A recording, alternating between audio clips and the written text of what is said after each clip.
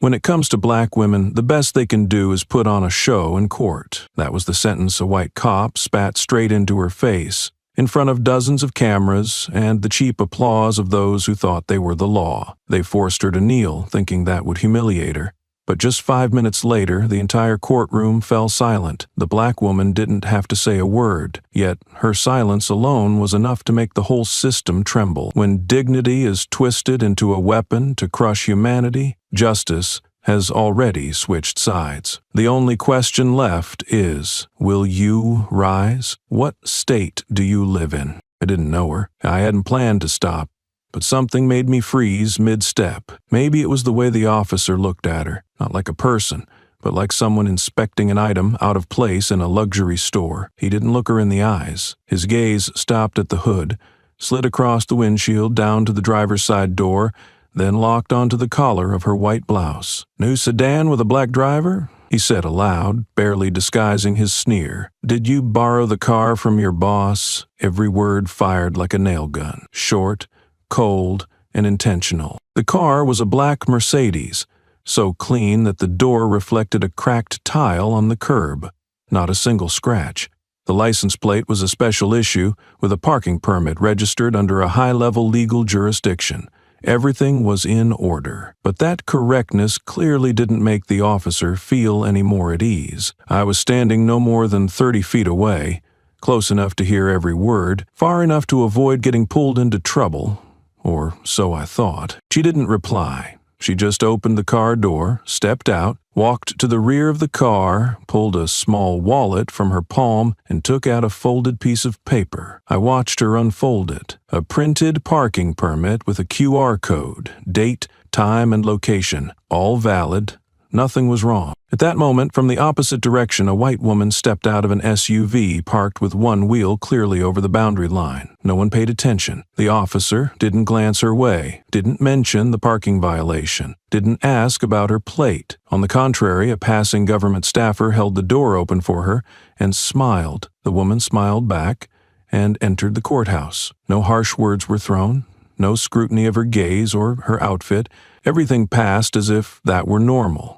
Whereas here, just a few steps away, normalcy had become a luxury. "I already paid," the black woman said, her voice steady, clear, unwavering. She didn't lower her tone, nor did she attempt to soften it. I remember her eyes. No defiance, but no submission either, as if she were verifying the obvious. "Does this place have any rules beyond the whims of whoever wears the badge?" The officer took the permit, glanced at it, then tore it in half. One piece hit the pavement. He shoved the other into his shirt pocket. Then he stepped forward and crushed the torn half under his boot, heavy with the stench of violence. He did it without breaking eye contact with her, as if that act alone was the answer to any question about the law. I saw her hand tighten slightly around her wallet. No flinch, no step back, but something tightened in the air, something invisible but pressing against the chest. A courthouse security guard stood about 12 feet away, turning his face in another direction. His hand rested on the radio, thumb circling the button but never pressing it. No one spoke. No one intervened. No sympathetic glance came from behind the courthouse windows. Only wind and silence, and the sensation that something was wrong was happening, and no one dared name it. "I have the right to park here," she emphasized. The sentence, simple on the surface, echoed like a declaration of war in that moment. The officer stepped half a pace forward, narrowed his eyes, tilted his head like he was reevaluating a product he wasn't used to. "You only have the right to kneel," he spat the last word. "I swear, I've never heard a sentence so short carry so many layers of humiliation." It didn't just insult her, it insulted everyone who had ever believed they were treated fairly as long as they stayed silent and followed the rules. She didn't respond.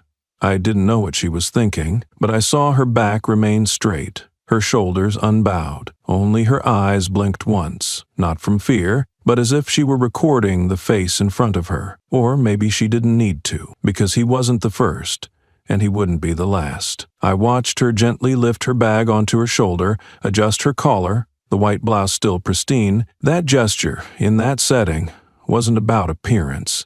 It was a way of asserting that she still had control. still had dignity, even while being dragged down by poisonous stares. The officer folded his arms, his boot still planted on the torn permit. You step into that courthouse, I guarantee they'll show you what the law really is. Old school. He didn't raise his voice. He didn't need to, because for some people, the law doesn't have to shout. It's embedded in the way they wear the uniform, the way they look down on others, the way everyone around them chooses silence. Every syllable of old school in his statement was a message. Around here, we don't weigh what's right. We weigh who's standing where and what color gets to go first. I don't know why I stood so still. I could have walked away. I could have pulled out my phone, filmed it, or just asked one simple question. Is there a problem, officer? But I did nothing. I stood there, silent, like the security guard, like the others passing by. Maybe I was afraid. Maybe I knew if I spoke up, he would turn to me with the same look and make me the next problem. I hated that, and I hated myself for thinking it. But she didn't. She didn't raise her voice, nor did she shrink. She just stood there, exactly where she was allowed to be, holding a torn permit and keeping her gaze level. Her presence in that moment, within a system designed to make her feel smaller, was the strongest act of resistance. No one held her hand. No one opened the door for her. But I knew if she walked into that courthouse that day, it wouldn't be just another hearing. It would be a test for the system and for every one of us who's grown used to looking away. The moment the courthouse door shut behind her, everything turned coldly silent, a stillness not born of respect, but like something waiting to be triggered from above. Dana stepped in as if she wasn't just entering a room, but tearing off a mask this place had worn for far too long. The person assigned to transcribe the hearing that day, had witnessed hundreds of trials before. Some defendants screamed, some begged, some laughed, but never had anyone stepped into the courtroom and drained the air like that, and never had someone been summoned to the witness stand without even being on the docket. I checked 3 times, both the electronic copy and the printed one. Nowhere was Dana Marcus Cole listed. She had no detention record, no indictment, no prosecutorial motion. Yet a male voice rose from the judge's bench. "You there! Step forward." I turned, brow furrowed, ready to point out that there was no summons, but the judge's eyes, cold as stone, swept across me just enough to freeze my fingers on the keyboard. I wasn't trained to object to a judge. I was trained to record, and that day I recorded. Dana walked slowly to the stand. She didn't ask why, didn't argue, but it was clear she knew exactly that she was walking into a trap. Not because she was naive to it, but because she wanted the whole courtroom to see just how shamelessly that trap operated. She didn't bow her head, didn't glance around for help. She just stood in the place where only the guilty were supposed to stand, like a challenge to the system to show its face before it dared to speak. The courtroom speaker crackled to life, cold, smooth, no stutter, as if pre-programmed. Courtroom disruptor, Dana Marcus Cole. I froze. The statement was less than 10 words. No reason, no description of conduct, no reference to any legal code. But it came out so perfectly that it could only have been a pre-recorded message. On my screen, her name appeared in red, not input by me. I'm the only one authorized to update the defendant list, and I didn't do it. Someone had interfered. Someone not in the room, but orchestrating the entire hearing like a dark theatrical production. Dana opened her mouth, slow but clear. I haven't been charged with anything. Her voice wasn't loud, but every word fell like a knock against the glass of fractured trust. The judge sat above, arms folded, with a gaze that belonged to someone accustomed to dispensing definitions of right and wrong to the entire world, "Your behavior incriminates you," he said. He didn't look her in the eye when he spoke. He looked at the ceiling, as if she weren't worth facing, as if he were speaking to a glitched software program instead of a thinking, resisting human being. No one in the room spoke. No attorney intervened. I assumed everything had been arranged, or feared, or both. She was suspended in a legal limbo with no name, while the system functioned like a boneless beast, needing no basis, only an excuse to bite. From the gallery, a white man's voice rose, calm but clear enough for all to hear. Exactly the type. Doesn't know her place. He didn't laugh, didn't mock. He tossed the words out like an unchallengeable truth. The people around him, some old, some young, didn't react, as if it were a default caption applied to any black person who dared stand upright in this courtroom. I looked at Dana. Her shoulders stiffened slightly, but she didn't turn, didn't retaliate. Her only response was silence, held for just a few extra seconds, long enough for that sentence to bounce off the walls and boomerang back toward the one who said it. I don't know where she learned that kind of silence, but it carried the energy of someone who didn't need to speak to make others feel small. A police officer stepped behind her. He said nothing, just placed his right hand on her shoulder, not forcing, not gripping, just placed. But the way his hand grew heavier by the second, as if waiting for a misstep to justify an action, sent a chill through my veins. That wasn't a gesture of order. It was a warning, a message transmitted through pressure, not words. You're standing where you don't belong. And we're ready to remind you of that. I typed every word into the transcript. Defendant Dana Marcus Cole, summoned to the witness stand.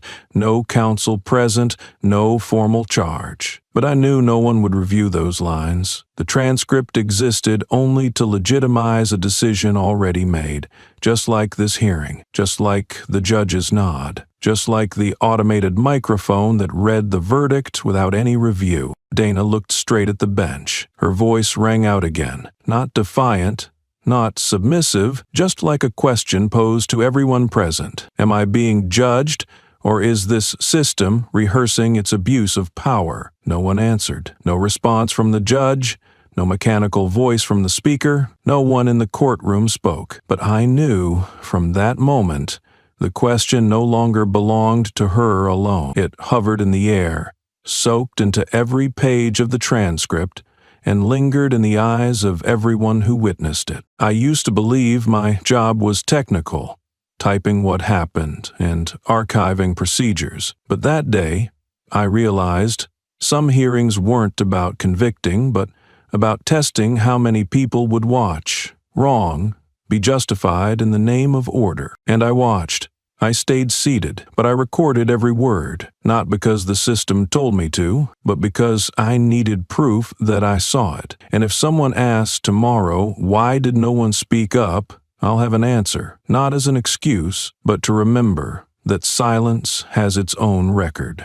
They told me to speak up, then forced me into silence. They told me to cooperate, then cast me as the opponent. They said every citizen is equal under the law, but in this place, the law they constructed was not written in documents, but in glances, in black boots, and in verbal commands. Those commands did not come from the prosecutor's office, nor from the chief judge. They came from a mind far too accustomed to controlling others through fear, and from a system long practiced in looking away. The defendant refuses to admit guilt. A deep voice echoed from the overhead microphone, emotionless, subjectless. Suggest demonstrating submission so the committee may consider leniency. I looked up. There was no committee. Only one man, with a wooden gavel on his right and a glass of water on his left, and in between a dry face, a clouded gaze as if he no longer remembered why he had ever studied the law. The judge leaned toward the microphone, needing no vocal disguise, no euphemism. He said it plainly, word for word. If the defendant won't apologize, let her kneel to show submission. I remained standing, not surprised.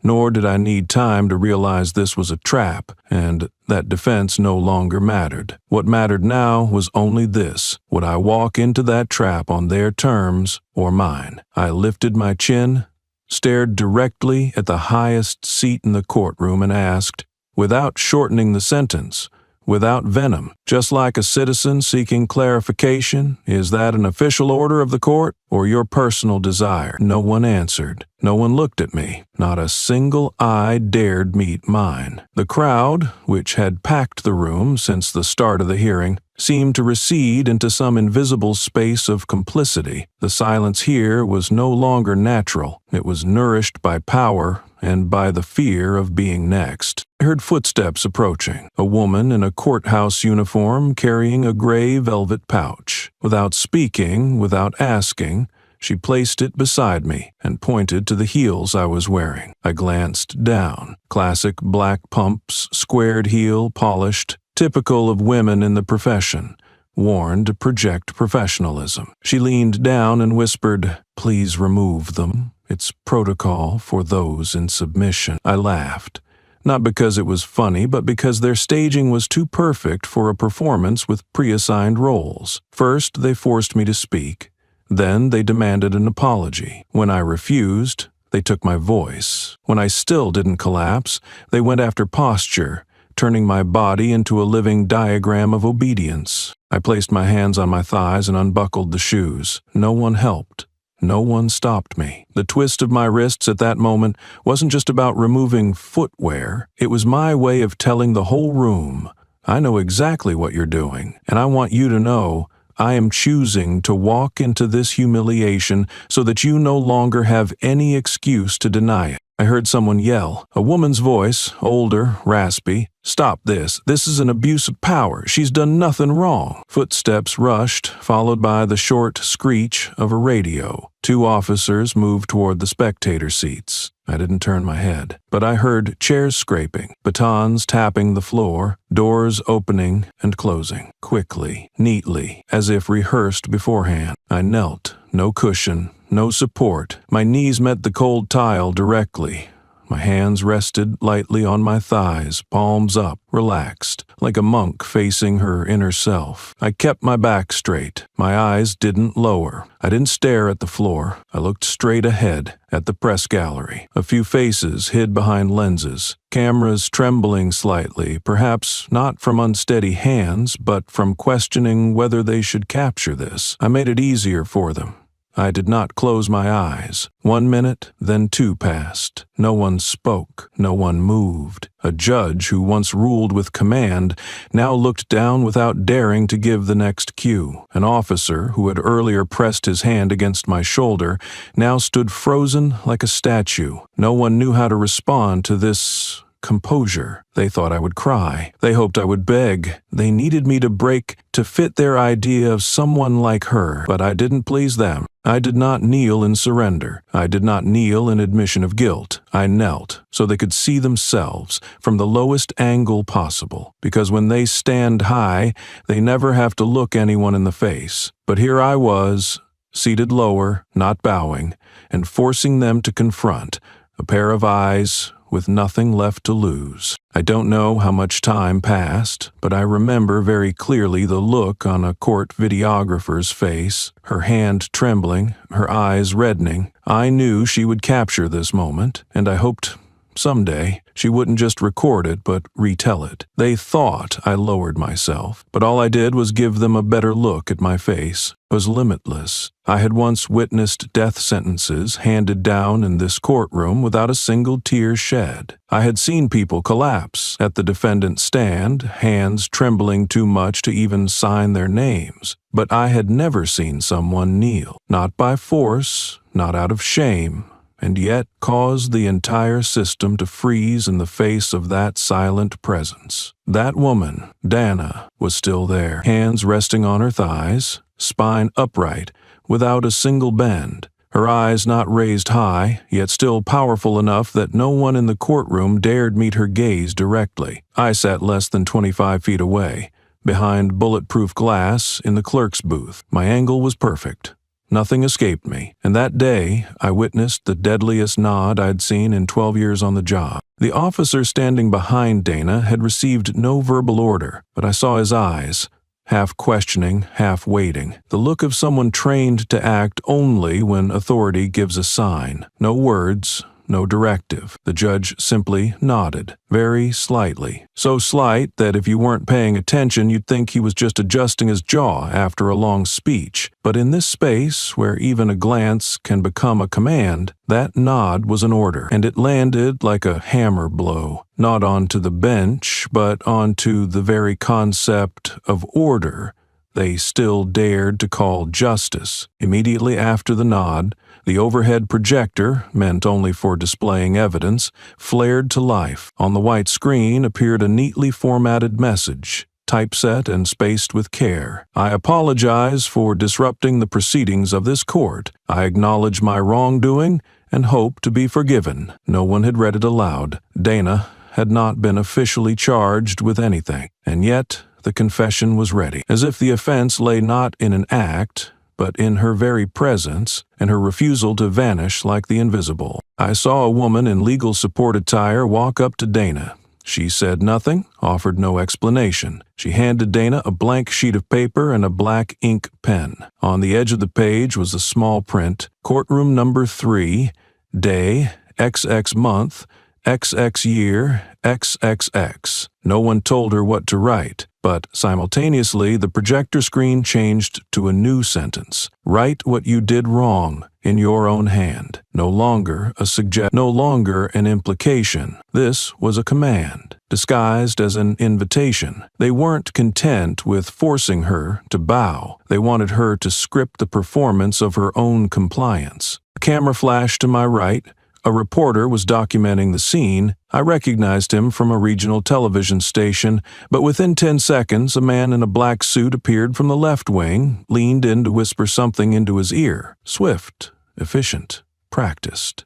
I couldn't hear what was said, but I saw the look in the reporter's eyes after the reminder. He lowered his head, removed the memory card, and handed it over. The court officer slipped it into his breast pocket and walked away, as if completing a logistics task. No one objected, no one questioned, because here, there is no news coverage. I turned back to my monitor. My hands trembled, even though I wasn't the one forced to kneel. On the case record display, the defendant field remained blank. Dana had no file, no prosecution, but she was writing. I saw her fingers grip the pen, the nib press against the paper. She wrote slowly, very slowly. Each stroke seemed to carve through the calculating air of the courtroom. Everyone waited, hoping she would repent, hoping she would relent, hoping she would replicate exactly what had been projected above. But then I saw her lift her head. Her eyes scanned the room, not to find someone, but to make sure everyone was watching. Then she put the pen down. A legal assistant stepped forward, retrieved the paper, and brought it to the judge. He did not open it.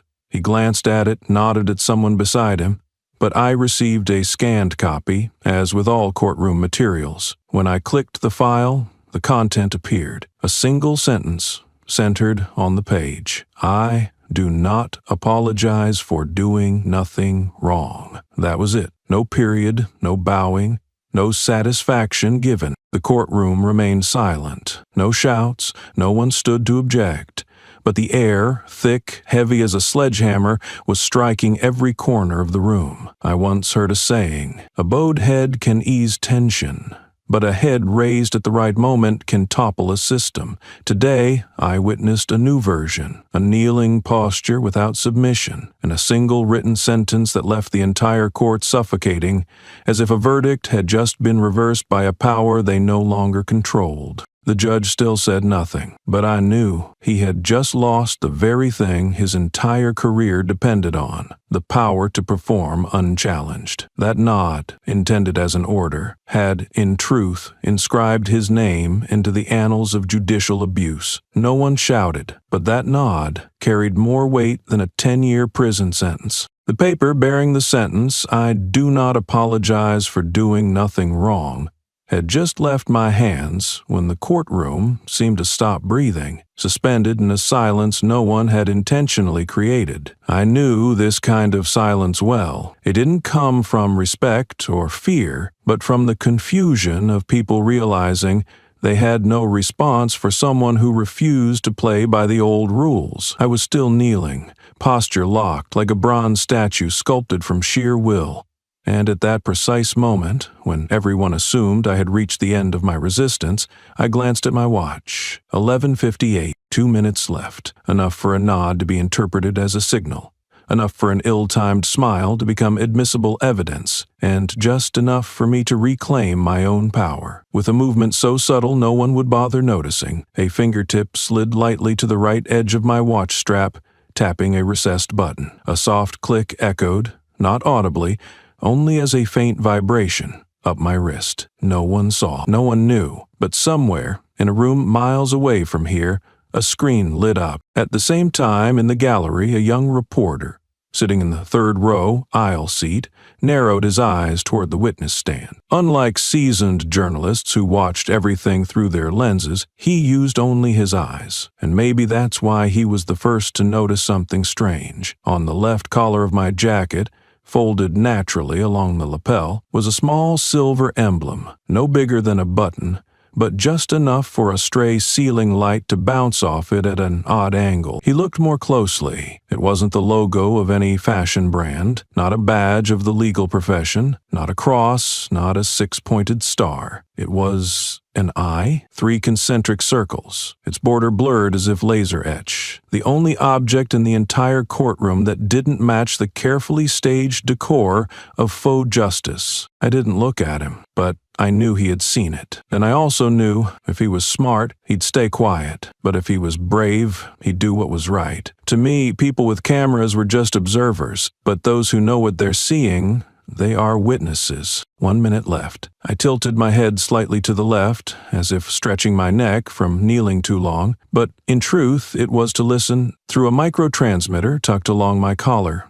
A woman's voice whispered softly in my ear. Signal stable. Interface initiated. Prepare to go live. That was the confirmation I'd been waiting for. From this point forward, it was no longer a trial. It was an unveiling, not to reclaim justice just for myself, but to expose that this system was no longer a rule of law, but a directed performance. An older man in the outermost row stood up suddenly. Light gray suit, navy blue tie, round-framed glasses. I knew him. He had defended justice in this state for more than 3 decades. He didn't say a word. He simply stepped into the aisle, bowed slightly toward me, then turned and left the courtroom. No one stopped him. No one asked why. But I was certain of one thing: he knew what was coming, and he chose not to be in the room when it happened. The courtroom camera blinked once, like someone had just adjusted its position. In that instant, all the lenses normally set to capture the full courtroom, as per protocol, slowly,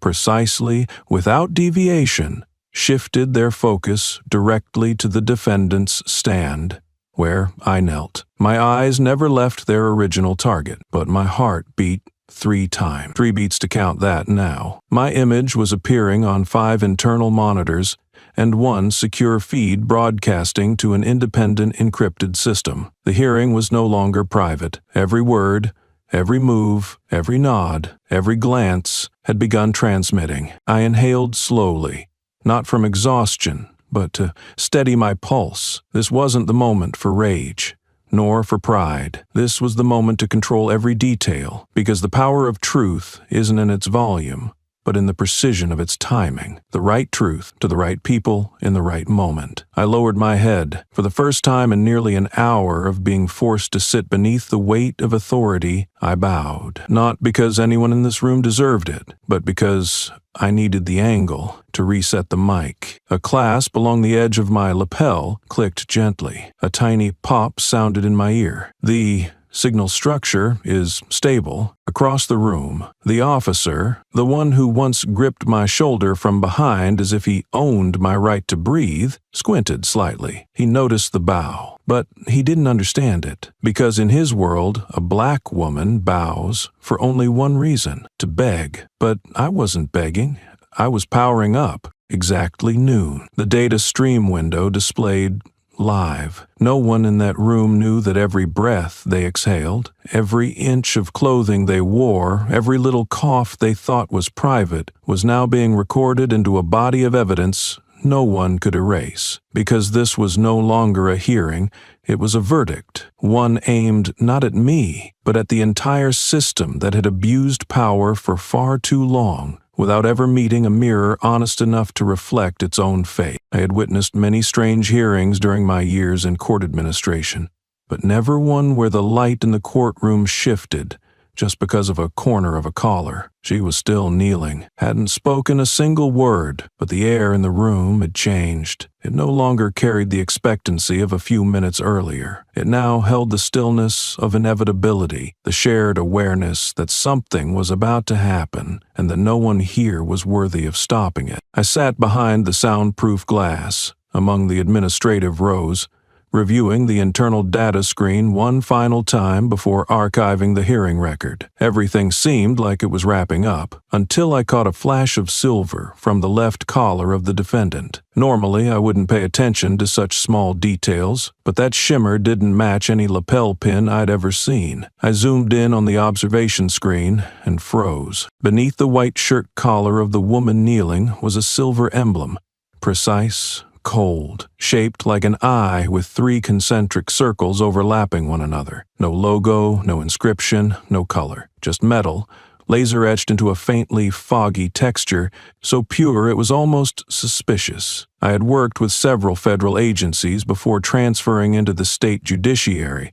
I recognized that symbol, and I knew it wasn't worn by outsiders. It wasn't an accessory. It was a signal, a form of internal tactical identification, a classified federal-level credential used by those authorized to monitor operations within the judicial and executive branches. In other words, anyone wearing that symbol was no longer a defendant. I didn't even have time to react before a soft noise came from the rows behind me. An elderly man, white hair, pale blue shirt, pen in hand, dropped his pen onto the floor. He bent over, hands shaking, unable to pick it up on the first try. I recognized him, formerly of the Eastern District Department of Justice, retired 3 years ago. A man not easily rattled, but now he looked like someone confronting a past he had tried to forget. I turned to the right. The security guard at the door, who had been in the same stance since the start of the hearing, suddenly lifted his head and stared toward the center of the room. His gaze broke from its fixed point, drawn by something invisible. He didn't move forward, but his jaw clenched. His neck veins rose, as if he were waiting for a command, but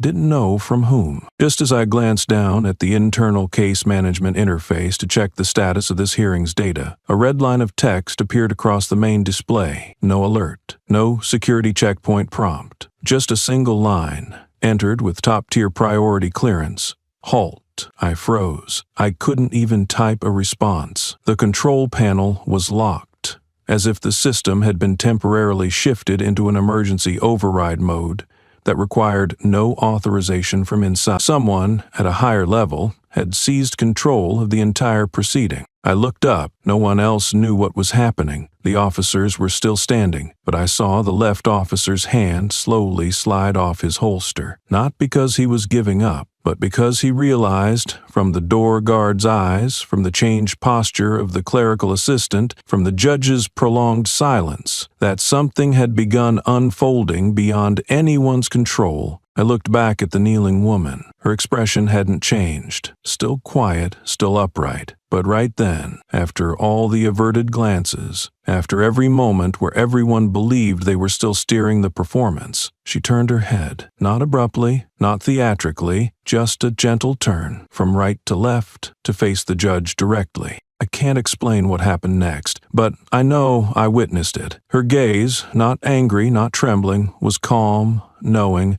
and laden with implication, causing the entire gallery to fall silent, as if she weren't asking, "Who are you?" but rather saying, "I know what you are." And in that gaze, for the first time in the entire hearing, the judge looked away from the defendant. He didn't look down. He looked toward the door, but he didn't walk out, didn't say a word. No one in the room knew why he shivered, but I did, and I'm certain, from that moment on, every bit of control in this room was no longer his. I clenched my fist beneath the desk, slowly toggling the monitor into temporary recording mode. I knew I might not be allowed to, but I couldn't let this moment vanish, because I understood not everyone gets to see a mighty system tremble from nothing more than a single gaze, and even fewer get to witness that gaze come from someone who is kneeling.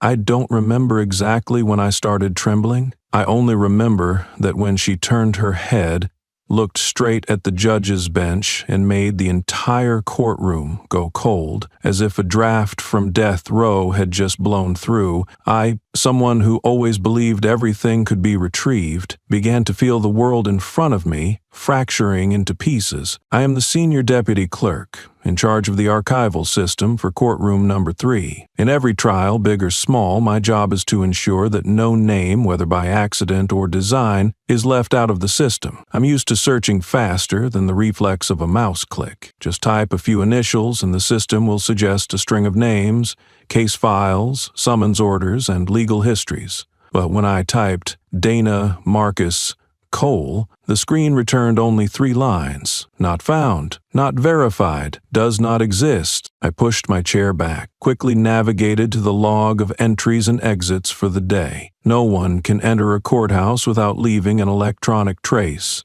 Badge scans, cameras, fingerprints, or at the very least an image from the security turnstile. But as I checked each timestamp, there was no trace of the woman kneeling at the center of the room. No fingerprints, no facial recognition, no access log, as if she had never passed through the gate, as if she didn't exist, or existed on a different layer of the system that this one wasn't authorized to record. I swallowed hard. It couldn't be wrong. I had just seen her clearly, every gesture, every glance. I had just seen the judge order her to kneel, the officer place his hand on her shoulder, and the look she gave when she turned that made the judge look away. It was all real, but the system said no such person. I tried again, this time using reverse search, entering event descriptions for the system to identify the primary subject. The screen rotated. A single line appeared, underlined in red. Not blinking, but terrifyingly clear. Access restricted.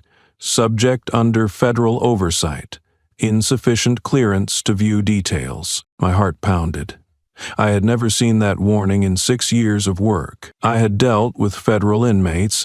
I had input records for protected witnesses. I had even processed sealed file requests from the FBI, but never once had the system returned exactly 1 line. Dana Cole, Federal Supervisory Agent, Level 1. I froze for several seconds, then by reflex took a screenshot. But the image window shut immediately, and the file vanished. On the interface remained only a red lock icon and a small warning line. All unauthorized access attempts will be instantly reported. I didn't try again. I didn't attempt any of my usual workarounds, because this time I knew. This was no longer a matter for state court. This was something higher and deeper. I tried calling the prosecutor's office to verify the record. As I lifted the phone, the line dropped. Not busy, not disconnected, just locked. No reason. No message, only a dead tone, as if the other end had never existed. I looked toward the judge. He sat motionless,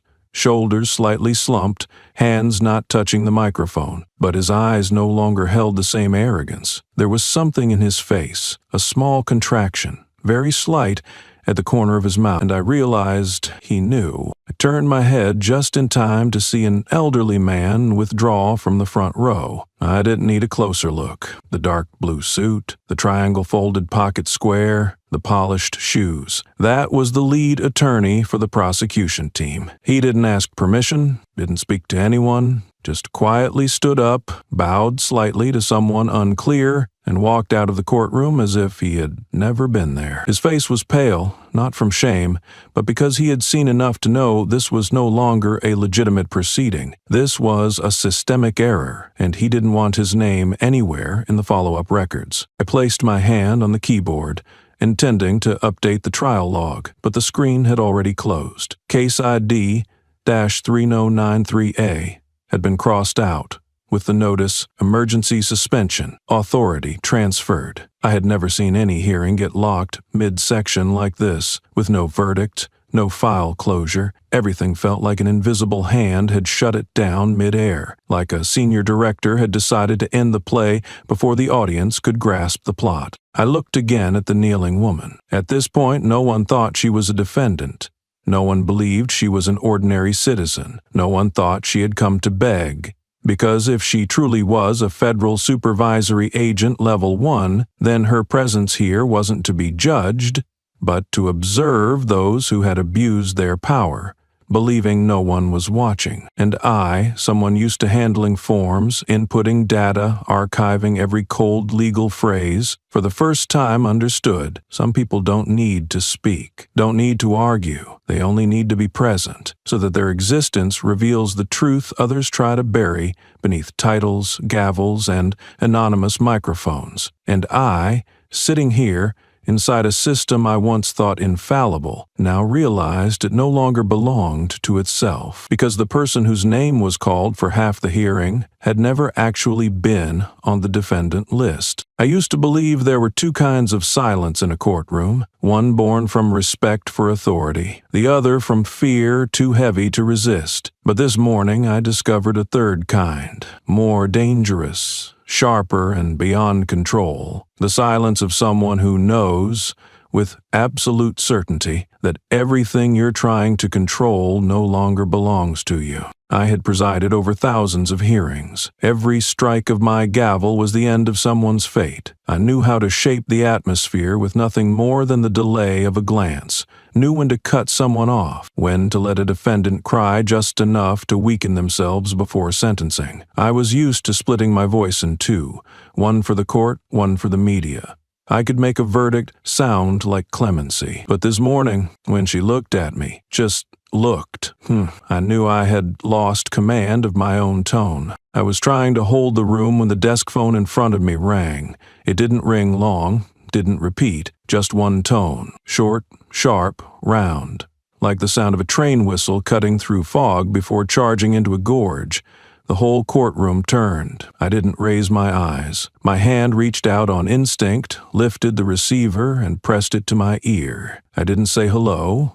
I didn't say anything. And the person on the other end didn't need to introduce themselves. 3 seconds. In those 3 seconds, I heard exactly 3 words. No hissing, no command. Just a voice rising from the depths of a lake. You've gone too far. Then silence. Not a hang-up. Just stillness. I placed the receiver down as if I had touched burning coal. I straightened in my chair, lightly brushed the wooden edge of the bench, then I said one sentence, the one I should have said much earlier, or perhaps never at all. This hearing is adjourned. I didn't strike the gavel, didn't look at the defendant. I just let the words drop from my mouth like thread being pulled from a stitched wound, one strand at a time, painful and raw. And yet, no one stood, no one reacted, no chairs scraped, no one gathered their things. Not a single lawyer looked surprised or asked a question, as if the entire room had known I would say this, or worse,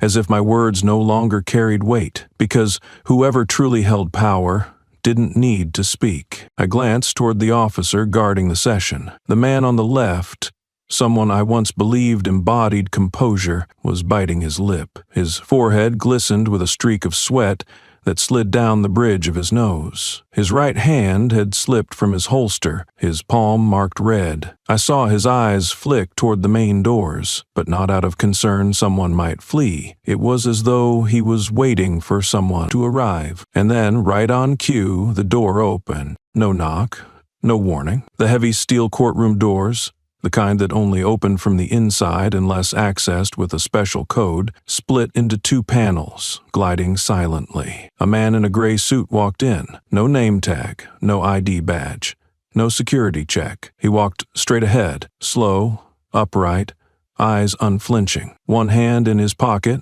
the other holding a white envelope, thin, unsealed. No one asked who he was. No one blocked his path. It was as if all resistance had been drained away, as if some invisible voltage pressed everyone still in their seats. I tried not to show panic, but my body betrayed me. My skin went cold.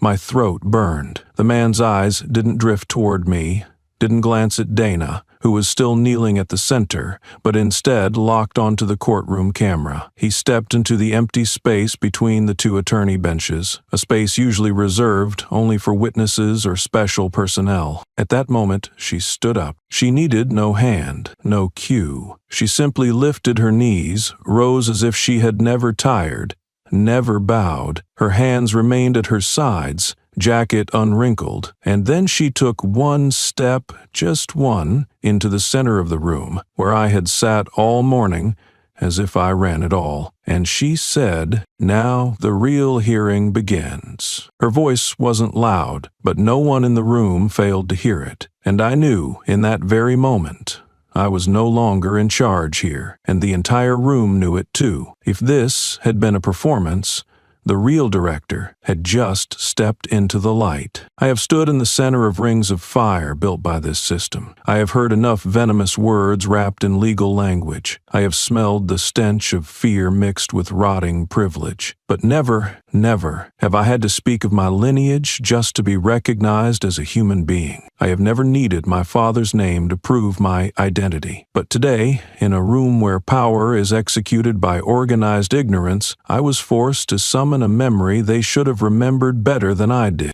I stood there, in the very room that had once forced me to kneel like someone pleading for mercy, and looked directly at the highest bench, where the judge still sat, his hand resting on the edge of the table, his face no longer able to maintain its arrogant expression. I didn't scream.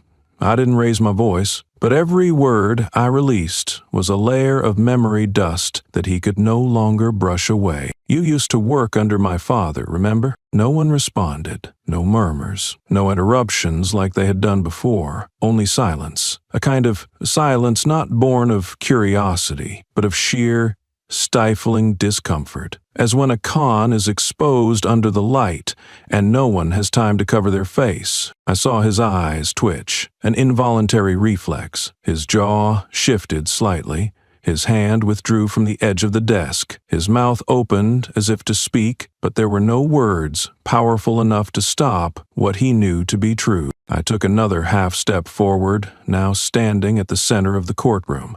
No camera needed, no gavel required. I needed only the memories of those sitting here. 20 years ago, I said slowly, the journal Federal Law and Ethics published verbatim a speech delivered before Congress, delivered by the then Deputy Inspector General of the United States Department of Justice, a black man, salt and pepper hair, who once forced you to revise a ruling because you violated witness protection protocol. I paused for a moment. I have a printed copy of that article, but I don't need to show it to you because I believe you still remember. I glanced at the closest officer. He furrowed his brow, and then, as if the truth broke through his subconscious, his voice burst out. "You're Dana Marcus Cole?" His voice wasn't mocking, not condescending. It carried the most misplaced tone ever heard in a courtroom.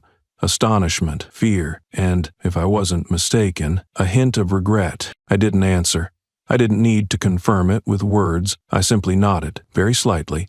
But that nod wasn't a greeting, wasn't an admission, it was an affirmation. I was the one they all should have recognized long ago. A man in the back, I couldn't tell whether he was a lawyer or an administrative staffer, coughed softly, as if to swallow something stuck in his throat. A woman looked down at the floor, her hands clutching her purse tightly. And for the first time since I had entered the courtroom, not a single person was sitting upright. I raised my head. My eyes swept across the room, across those who had thought they would teach me a lesson from a script they had written themselves, the ones who believed I would crumble, would cry, would apologize. I gave them none of that. I gave them the truth, and the truth was the one thing they were never equipped to handle. I came here, I said clearly, not for revenge. I looked directly at the judge, then at the officer, who once gripped my shoulder like I was trash. I came to see how the system would react when it realized it was being watched by itself. That sentence, simple, raw, but I knew it cut straight through the spine of everyone seated in the gallery, because they understood. I wasn't a witness, I wasn't a victim. I was the one who had seen everything, from the cameras, from the tampered defendant files, from the rewritten judgments prepared before the hearing even began. And I came, not because I was invited, but to see if those playing the role of justice protectors had the courage to face the truth when the curtain was pulled back in front of the public. I stopped. I didn't need to say more, because from this moment on, they would speak on my behalf through their lowered gazes, through their quiet withdrawals, through the awkward silence that people who are used to manipulating power are never trained to withstand. When she stood up and spoke that final sentence, I knew I had just touched a point no one in this system had the courage to reach. I am the investigative journalist embedded in this courtroom under the role of media situation observer. In truth, I was hired by an independent judicial group to monitor and record any potential irregularities.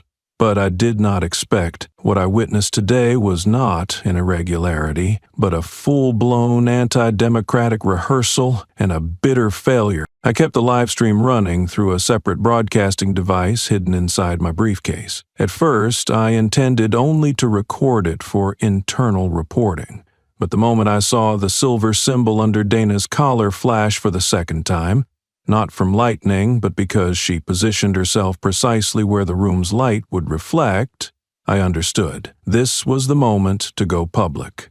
Not to report, but to warn. I pressed the button. The signal was sent. The live stream status switched from recording to public relay. A small message appeared on the secondary screen. Satellite connected. Encryption level federal. Everything after that unfolded like a waterfall. An auxiliary screen, supposedly for presenting video evidence, was suddenly lowered from the ceiling. No one operated it, no one gave an order, but the entire courtroom was now forced to look up where the truth was being broadcast, unedited, without the option to retract. Audio began playing, not a defense statement, not a verdict, but a recording captured much earlier, perhaps even before the hearing officially started, a deep, arid voice, tinged with disdain, belonging to someone long accustomed to commanding through glances rather than reason. Make her kneel. This type must be broken from the start. The judge's voice, unmistakable, indefensible. No voice simulation software could replicate a tone so saturated with contempt, so familiar with dominance,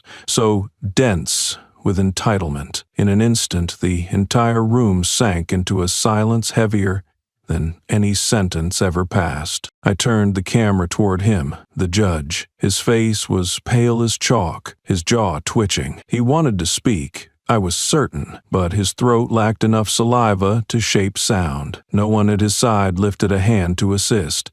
No clerk stepped forward to shield him. This was collapse in its purest form, when the highest seat no longer has the strength to sit without trembling. Before he could escape into silence, another hand extended a white envelope. The man in the gray suit, the one who had entered earlier without anyone able to stop him, finally spoke. He pulled a sheet of paper from the envelope and handed it to the court clerk, following exact legal protocol. "This is a summons from the United States Department of Justice," he said, his voice deep, emotionless, but so clear it chilled the room. "3 individuals in this courtroom, including the presiding judge, the supervising officer, and the chief court clerk, are officially under investigation for severe violations of civil rights, abuse of authority during official duties, and concealment of wrongful prosecution records." I panned the camera across each of the named individuals. The judge, white as paper, the supervising officer, his hand still near his holster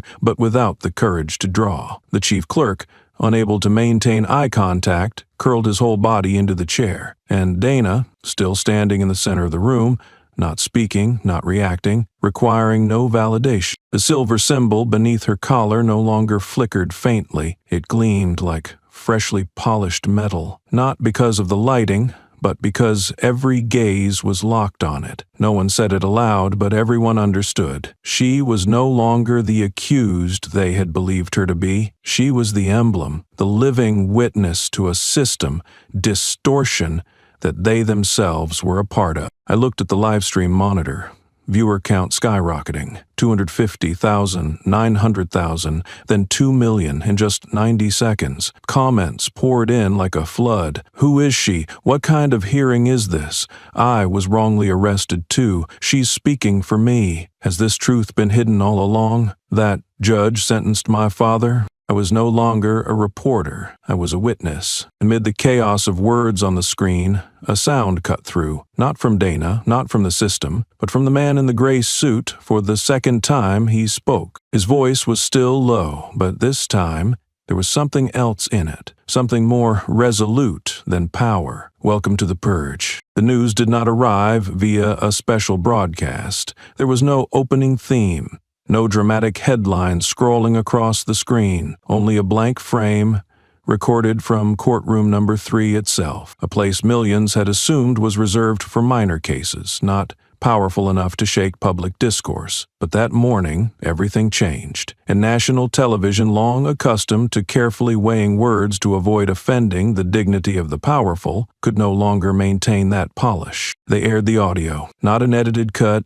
no background music, just raw sound, bare, stark, as cold as the stone floor of the courtroom that everyone thought stood for justice. And in that audio, the judge's voice rang out, every syllable clear, unmistakable. "If she talks, I'll throw her out." His tone needed no explanation, no analyst, no lawyer to interpret intent, because it was already a sentence on him and the entire system he represented. That voice, spoken not in rage but in cold composure, was what made it terrifying, because it revealed that the hatred did not stem from emotion, but from a default setting in a machine that viewed human beings as errors when they refused to obey. Immediately after, the video played in tandem, a wide frame, showing Dana kneeling. No one physically forced her down, yet everyone knew it was not a voluntary act, it was a knell, constructed by deliberate silence, by an unsigned order, by the slight nod of a man whose power had long surpassed the need for explicit commands. A subtitle was added beneath the video. A single line, no indictment was ever signed. Just 6 words, but those 6 words struck the public's trust like the cracking of a temple column. Those who once believed the legal system was the last place where justice could be anchored now had to confront a stripped-down truth. A person could be summoned to the stand, forced to kneel, have their dignity erased, all without a single official document. No crime committed, yet treated as guilty from the outset. The most renowned human rights attorney in the state, once invited to CNN for major cases, now appeared in the broadcast with a face pale as ash. "I reviewed the entire file, no summons issued, no indictment confirmed, no legal basis for the hearing to occur. Every coercive step, from the language used to the actions taken, constitutes a grave violation of the Constitution." The footage replayed the moment Dana was asked to remove her shoes, the moment a blank sheet of paper was handed to her, the moment she wrote. Her hand was trembling, not from fear, but from a system compressing every inch of space she was allowed to exist in as a citizen. They didn't need close-ups. They didn't need music overlays.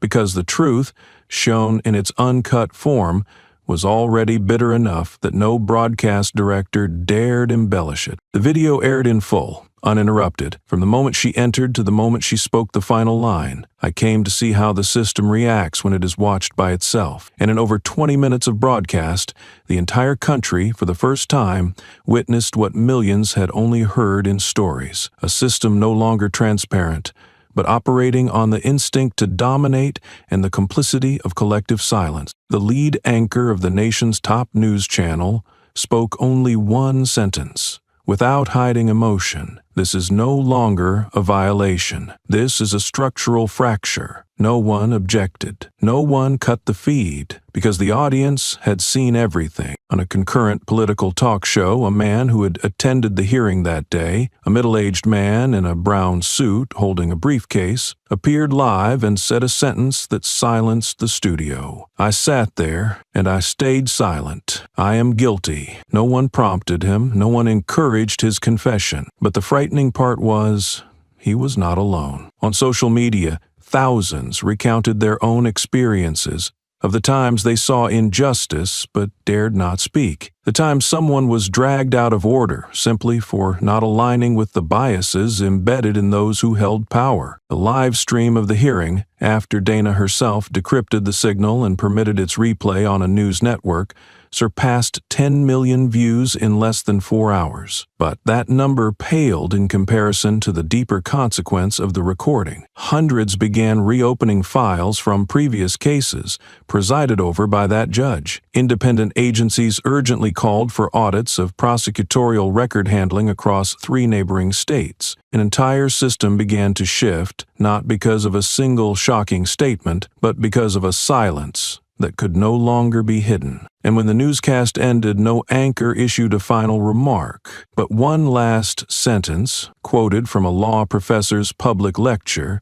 appeared against a black screen. "We do not stay silent because we do not know. We stay silent because we have grown used to power being abused." The name Dana Marcus Cole entered the top 10 most searched keywords nationwide for the first time, not because she delivered a rousing speech from a podium, not because she shed tears on camera, and not because she orchestrated a political campaign. She didn't appear on magazine covers. She didn't nod to any journalist. She didn't accept any exclusive interview from CNN, MSNBC, or PBS. And precisely because of that, her name rang out like a bell across the plaza, clear, unrepeatable, and unforgettable. In less than 72 hours after the uncut original video was aired nationwide, searches for Dana Marcus Cole surpassed even the sitting president and the cast that had just won the Academy Awards. No one knew where she lived, no one knew where she worked. On social media platforms, dozens of impersonating accounts emerged, but all were swiftly debunked, not through authentication technology, but through detail. She didn't need to speak because society had begun speaking for her. One comment on Reddit, beneath a video of her kneeling without bowing her head, received the highest upvote count in the platform's history. She didn't fight the system with slogans. She made it confront itself through someone who never got angry. The media rushed to unearth information, but all they could gather were fragments. Daughter of the former Deputy Inspector General of Justice, who had once declined to run for office despite being nominated by both parties. Educated at a top law school, she declined to graduate with honors. Worked in small human rights organizations, never listed on executive boards. No statements on any personal platform. No public social media profile, no podcast, no blog, no acceptance of any interview invitations for the past 7 years. It was precisely that emptiness that fueled the frenzy. Everyone understood. If someone like her, with no media team, no publicist, no image strategy, could bring a courtroom to a halt and force a nation to redefine justice, then what she represented was not an individual. It was a line. Online, the hashtag #KneelWithDana spread across all platforms, from TikTok to X, formerly Twitter, from Instagram to Threads. Thousands recorded themselves kneeling in public squares, in classrooms, at workplaces, but with one thing in common: no one bowed their heads. A law professor in Boston recorded a 3-minute clip. "I don't teach students how to resist. I show them that resistance doesn't always require shouting. Sometimes, a well-timed kneel is a courtroom that cannot be bent." Also, within 2 days of the broadcast, a police officer in Denver held an emergency press conference. The media expected him to defend the profession, but instead of shielding it, he stood before the cameras, removed his name badge, and read from a handwritten page. "I once stopped a black woman in 2017. I told her that if she didn't stay quiet, she would be taught how to behave. Now I see clearly I taught her nothing. I only learned from Dana that I'm the one who needs to reteach myself." He resigned. Immediately, no negotiation. Law schools at Ivy League universities updated their lectures overnight. The subject: Dana Cole, a case study in nonverbal resistance. No professor was assigned. Students organized on their own. They analyzed independently. They replayed the uncut video. Small classrooms became public forums. Those who stood did not rise to debate, but to confess. An Asian American female student said, "I once saw someone dragged away just because of their skin color. I didn't film it. I didn't speak up. I was part of the silent system. Now I want to change that." That is what made Dana unmanageable by the system. She demanded nothing. She issued no calls to action. She didn't respond to sarcastic comments. She gave no speech anywhere afterward. But her silence was no longer a fracture. It was a mirror. Because every second she stayed silent, people were forced to re-examine their own voices. Every time the media replayed the moment she stood in the courtroom, not gray, not grandstanding, people asked themselves, where have I stood in situations like that? And from there, something no one expected began to happen. Society itself began questioning on her behalf. A late-night talk show, usually known for mocking political topics, stopped laughing for the first time. The host, long branded the one who mocks everything, looked through the lens and told the audience, I've mocked presidents, the Supreme Court, the press, but tonight I have nothing to joke about, because one woman's silence made people like me wonder, are we using our voice to protect what's right or just to cover up what's wrong? That clip spread across the internet that night, and the name Dana Marcus Cole was no longer just a person. It became a proposition, a conversation, a reminder that justice doesn't reside in gavels or rulings. It lives in the moment someone dares to raise their head or kneel at the right time. And through all the voices that rose afterward, the only thing that remained unchanged was Dana. She stayed silent. And because she stayed silent, society was compelled to speak for her. When the noise of public opinion receded like a storm that had just swept through the city, when every television station had aired its final image, when the social media keyboards began shifting focus to other scandals, she arrived. No announcement, no appointment, no entourage, no cameras, no legal aid, just a quiet step pushing open the door to the auxiliary courtroom where the judge, the very man who had once ordered her to kneel, now sat alone amid stacks of investigation copies flipped through so often the ink had begun to blur. The door made no sound, but he looked up the moment she entered, as if he had been waiting all along, or as if some primal instinct had warned him that the truth had just walked in and he had nowhere left to hide. His eyes were red, but not from crying, from sleeplessness, not out of regret, but from having had the mask of power he had worn for over 20 years torn away. Dana stood still for several seconds. She didn't look around, didn't search for a seat. She didn't need to claim space because she knew her presence alone already eclipsed the room. Then she stepped forward, not too close,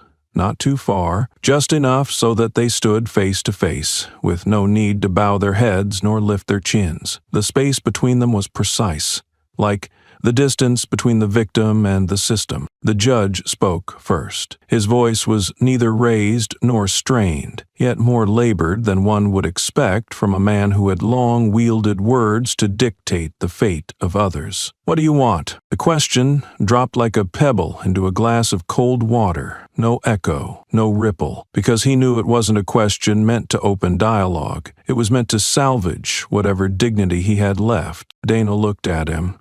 Her gaze held no hatred, but neither did it offer forgiveness. It's not for me. That answer halted him, not because it surprised him, but because it confirmed what he had already sensed. This was not a personal reckoning. She had not come to reclaim her dignity. She had not come seeking an apology. She had come to return something the system had once imposed on her, something that had now become evidence against itself. From the inner pocket of her jacket, Dana drew out a piece of paper, not folded, not creased, still perfectly intact, like a legal relic she had preserved, not out of pain, but out of knowing this day would arrive. She placed it on the table, not pushing it toward anyone. A white sheet, a single line handwritten in ink. I do not apologize for doing nothing wrong. It was the sheet he had ordered her to write, in the courtroom where he had sat high above, nodding once, forcing her to choose between compliance or humiliation.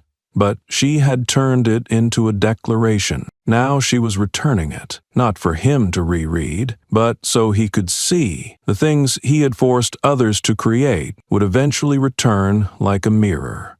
One cannot avoid. Dana spoke, her tone steady, every syllable carved like stone. How many years have you taught the law? Without waiting for his answer, she continued. Today I return to you exactly what you once taught, the right to remain silent. but not to evade guilt, to protect dignity, not mine, but that of the law, the very law you distorted. The judge said nothing. His face slowly collapsed like an old awning before a storm. His hands trembled slightly, though he tried to keep them straight, a reflex left over from years behind the bench. And then, unexpectedly, he wept. Not the kind of weeping that comes in sobs, not the tears of repentance, just droplets seeping from deep-set eyes, like water trickling from an old pipe. Not because his conscience had been stirred, but because he no longer had the mechanisms to resist the truth. She remained still, unmoving, offering no comfort, no encouragement. And then, as though closing the final hearing, this time a hearing of the conscience, Dana tilted her head slightly and spoke her final line. You will have to live long enough to hear people speak my name when teaching about you. The hearing was scheduled just 3 days after the uncut video was first broadcast, an unprecedented speed in the history of the federal judiciary, especially for a trial where no one died, no shots were fired, and not a single pane of glass was broken. But the entire nation knew that what had just been shattered was not glass, but the mask of the system. The beige room of the Federal Committee on Abuse of Power investigation, often considered the venue for long, tedious interrogations, had now become the focal point of national politics. Every seat was occupied.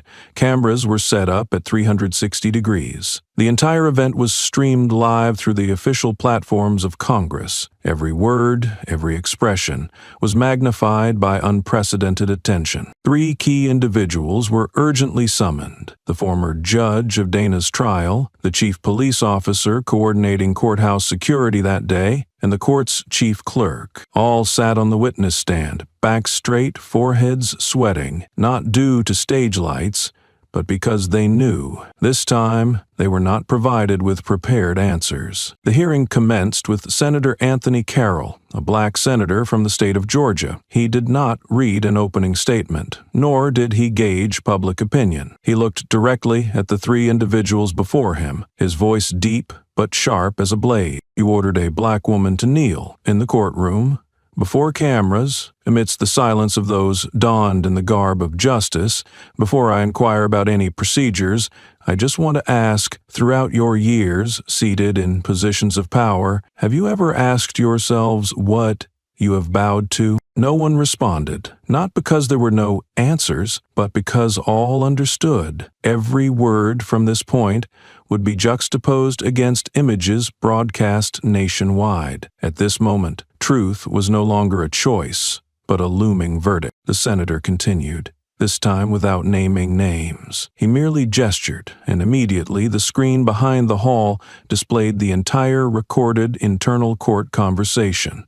The judge's voice, the encouragement to the police, the coerced white paper the system could no longer deny. There was no way to retract images that had appeared on millions of mobile devices, tablets, and evening news across all states. Another senator, this time a Republican, previously known for statements defending law enforcement, unexpectedly raised his hand to speak. The entire hall held its breath. He stood up, adjusted his tie. His voice trembled slightly at the beginning, not out of fear, but because he knew he was crossing a long-standing boundary between 2 worlds, those who write laws and those burdened by them. I once believed in this system, absolutely. I once defended every procedure, every verdict, every person deemed a representative of justice. He paused for a second. Then his gaze swept across the screen, still displaying Dana kneeling. But after all I've seen, I can no longer remain silent. If this system isn't reformed, then the ones who created it are accomplices. For the first time in his 3 terms, both left-wing and right-wing media simultaneously cut to broadcast his full speech, because people knew this was no longer an analysis, but the breaking point of someone who had crossed the moral line and could not return. Dana did not appear. She did not sit in the guest seats. She did not hide backstage as a symbol needing protection. But when the committee secretary read the final document of the hearing, a preliminary investigative report spanning 17 pages, the concluding sentence caused the entire hall to pause. We confirmed that systemic abuse of power occurred and was protected by an internal culture of silence. The whistleblower, Dana Marcus Cole, did not request compensation, did not demand an apology, and did not refute or testify. She only sent one line as follows: "No one is exempt, not even those who think they're right." The entire hall stood up. No one gave a command, no one initiated, but they all stood simultaneously, not to applaud, not to express political stance, but because they knew what had just transpired was not the end of a hearing, but the beginning of something they once thought impossible, purging even the things believed to be untouchable. And in that moment, the name Dana no longer resonated as a person. It became a criterion, a boundary, an endpoint for unchecked privilege. After the hearing, while the legislators were still amidst the press conference and the media scrambled to trace her whereabouts in hopes of capturing her first words after days of silence, Dana sat in an old library. There were no cameras. No one recognized her. She made no effort to avoid recognition, because she knew her silent presence was enough to make the noisiest places pause and listen. She sat at the fourth table near the window, a gray coat draped over the back of a slightly worn wooden chair, its collar slightly wrinkled from days of travel without ironing. On the table lay an old leather notebook, its pages tinged with a light yellow hue, the fountain pen notes uneven, some smudged by water or time. Her right hand rested on the edge of a page, not turning it. Her left hand lightly supported her chin, eyes not fixed on any particular line, because today she didn't come to study, she came to remember. Inside the notebook, a page was carefully clipped, its edges neatly folded, a habit of someone who had lived in a legally orderly home even before understanding what law meant. It was her father's final note, written in straight, even handwriting,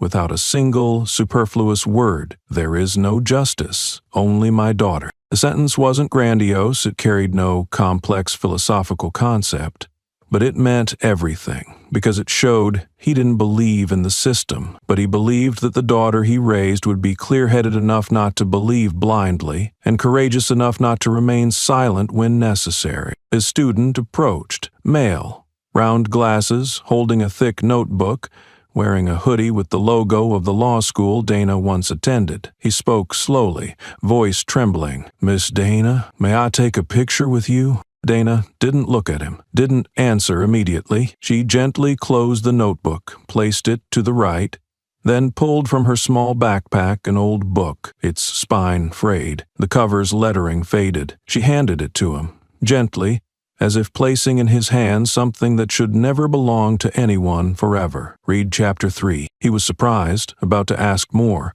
but her gaze made him understand. There was nothing to ask. All answers lay within those pages, or would never be spoken. In chapter 3 of the book was an essay her father wrote in the year 1996, the only title that needed no revision. The law is not to protect the system, but to protect people from the system. The student received the book, bowed in thanks, then turned away. No photo taken, no autograph requested, and perhaps he wouldn't recount that detail to anyone because it was too personal, too timely, and too real to boast about. Dana returned to the table, opened the notebook, and wrote 2 more lines.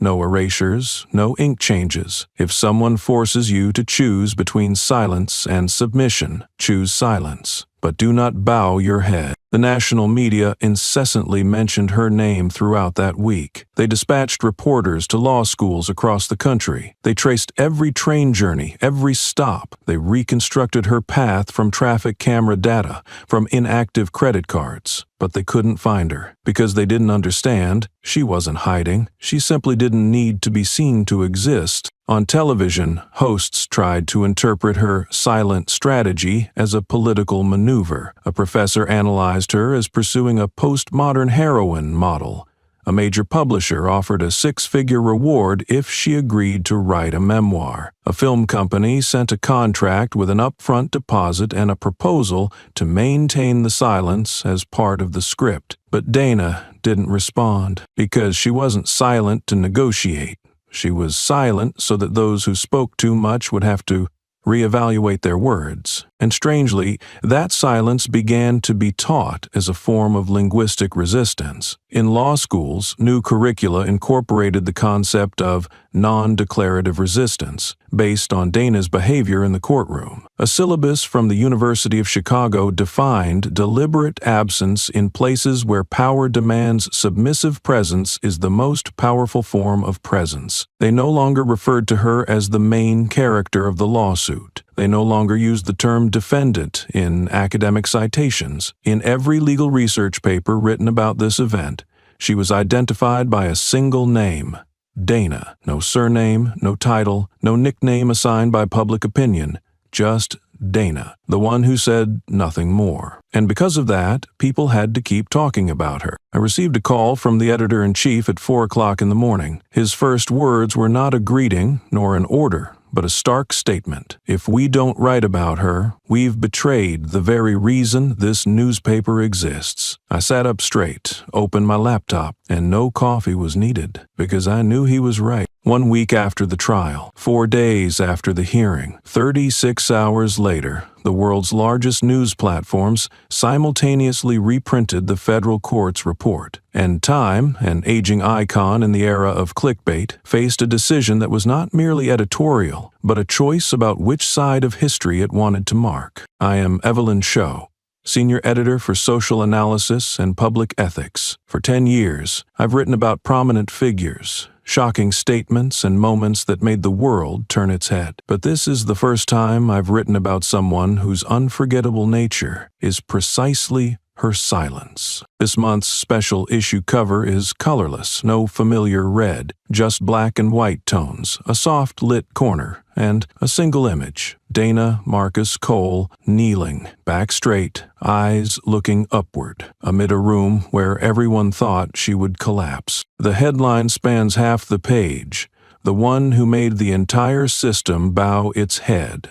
Hate not because she called out, not because she gave a speech, but because she forced everyone to confront what they had grown accustomed to ignoring: abused power, distorted ethics, and silence criminalized as noncompliance. In the main 8-page article, I began with a single sentence, not easy to write but necessary. I once thought she was a victim. Now I know she is the reference point. She did not enter the courtroom as someone needing a defense. She did not apologize. She did not scream. She simply appeared, remained silent, and let the entire American legal system, built over hundreds of years under the banner of justice, reflect itself through her. I retraced all the facts, watched the court footage no fewer than 10 times, read every file from local newspapers, human rights lawyers, dissertations, spontaneous blog posts, tweets, and anonymous posts. But none were sufficient, because the name Dana Cole no longer resides in the file pages. It resides in the eyes of the people when they speak of justice. It resides in the silence when lawmakers are asked, "When was the last time you bowed your head before the truth?" I've interviewed many politicians. They all had perfect answers, but Dana was different. She did not answer, and that very fact compelled everyone to answer on her behalf. I posed questions in the article, as a prosecutor would interrogate a witness. What is justice if no one dares to mention it when it's violated? Does order truly exist if it's maintained only through fear and submission? Is a legal trial still ethical if it requires the silence of witnesses? And was that kneel, that controversial kneel, that incomprehensible kneel, truly the act of someone powerless, or the highest form of silent resistance? After the print edition was sent to distributors, the newsroom received both criticism and praise. Half of America said, "We deified a self-performer." The other half said, "This was the first article that made them cry during lunch." But one thing was undeniable. No one could claim not to know who Dana was anymore. I did not meet her, did not attempt to schedule an interview, did not send an email requesting an exclusive statement, because I understood if I forced her to speak, my article would become redundant. Instead, I chose to let every word I wrote become a reflection of her essence, precise, silent, and unapologetic. And I concluded the article with the only sentence the entire editorial team agreed must not be cut, shortened, or grammatically adjusted. Not every kneel signifies defeat. Some kneel to compel the world to see. Certainly, here is the English translation of the provided Vietnamese text, adhering strictly to your instructions. No one saw Dana again. No new images, no statements, no articles. After the Time magazine cover, there was a complete void. Yet, within that void, her name began to resonate like a whisper among those who once thought they would remain silent for life. The first story emerged from a small classroom in a high school in southern Alabama. A black teacher, his hair graying, entered the class with a hastily printed sheet from an online article. He needed no introduction, no theoretical lesson. He simply placed the paper on the desk, tapped it thrice. "I once knelt," he said. "In the year 1992, I was pulled from my car for driving in the wrong lane. No evidence, no camera, no witnesses. I knelt, not because I wanted to, but because they gave me no choice." The class fell silent. No one asked why he shared this. But when he held up the paper, Dana's image kneeling, back straight, eyes looking upward, all eyes shifted. Now, I teach my students about her, not because she's special, but because she did what I once feared: kneel, but not bow. The next message came from a prison in Ohio. An inmate named Lester Hampton, once convicted for resisting a body search in a trial lasting exactly 38 minutes, had his conviction overturned after a volunteer lawyer discovered an internal recording from the year 2007, featuring the judge's voice declaring, "He looked at me like questioning authority. These folks should only know how to kneel." Lester's case was reopened due to chilling similarities: the method of restraint, the courtroom language, the judge's demeanor, all nearly replicas of Dana's case. When asked about his feelings upon exoneration, Lester simply said, "I don't want compensation. I just want to thank the woman who made kneeling no longer a confession." Elsewhere in the country, at a border area elementary school, an 8-year-old girl hand-wrote a letter to Time magazine. The handwriting was immature, with spelling errors, but clear. "Ms. Dana, you didn't speak, but I learned the most important thing. If someone forces me to bow my head, I'll remember that someone once stood by kneeling. I don't know the law, but I know what's right." The letter was sent to the editorial office under the name Alia J. No address, no phone number, just a simple drawing at the end, a woman kneeling, overshadowed by the silhouette of an entire room. No one knows who the girl is, but the drawing began circulating as a new symbol, the quiet frame. And within that stillness, people heard more than any proclamation. It didn't stop at symbolism. Tangible impacts began to spread. A series of hearings were reopened, not due to lawsuits, not due to legal pressure, but because Dana Marcus Cole's name appeared too frequently in community petitions. Files closed for decades were revisited. Archived videos thought to be deleted were restored. And each time the system had to confront its mistakes. People began with a question: if this happened today, would that person be Dana? The local police department where the initial incident occurred, where Dana was forced to kneel without any charges, experienced the most significant upheaval in its 35-year history. The entire command staff was replaced. The station chief took early retirement. The internal affairs unit was made independent. No protests erupted, but the system understood they could no longer cover things up. An internal memo leaked from the state justice office contained just one line: "From now on, every decision may be replayed through her image." They didn't need to mention her name, because Dana by not appearing, had become the benchmark. No one knew her whereabouts. No one saw her enter any building. But those who had once knelt, once forced into silence, felt her standing beside them, not through words, but through the persistent presence of justice that had once been forgotten. The class began with a question that had no question mark. The professor's voice was low, steady, free of opinion, just a vertical line piercing through the absolute stillness of a first-year lecture hall. The Dana Marcus Cole case is a counterexample to absolute authority. No one took notes. No one typed on their laptops. Because everyone understood. This wasn't a line to memorize for the exam. This was the first moment of the academic year when the law ceased to be a string of concepts.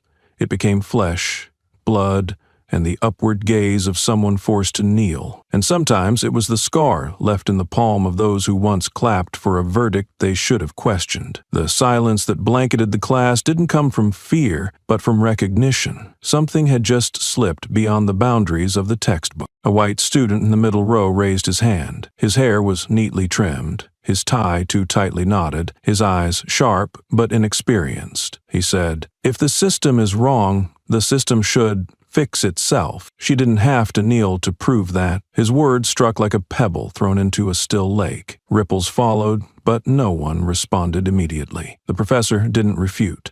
He simply turned toward the whiteboard behind him and wrote 3 large words in black marker: deliberate silence. At that moment, the lecture hall door quietly opened. A female student walked in late. No one would have noticed, if not for the 60-page printed analysis in her hand, a paper recently rejected from a university seminar for lack of argumentative balance. That document was a direct challenge to the entire mechanism that once supported the issuance of the warrant against Dana. The student said nothing.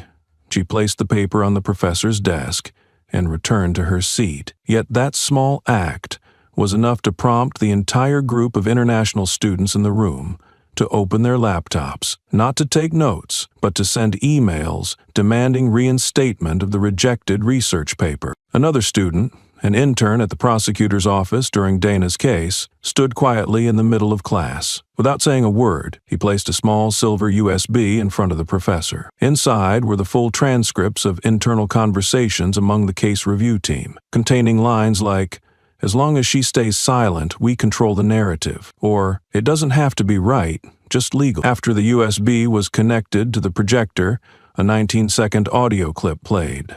The voice of a man, clearly a senior figure on the prosecution team, said, "We need to make her either kneel or disappear." Those 19 seconds didn't just expose one official, they detonated the entire moral facade the system had built to soothe society. The very next morning, the Legal Ethics Board received the resignation letter of a former communications advisor on Dana's case. In the letter, he offered no apology. He simply wrote, "I once believed that staying silent was staying neutral, but I was silent on the wrong side." That line became a meme, spreading across social media, accompanied by a photo of him bowing his head while leaving his office under dim lighting. Behind him, a sign read, "Office of Academic Integrity," with a red-inked note taped over it, "Where?" At the same time, a high school teacher in a suburban district, who had once taught his students that Dana represented an unnecessary challenge, was placed on temporary leave after students discovered he had signed a petition in support of the judge who sentenced her. One student sketched the scene of Dana being forced to kneel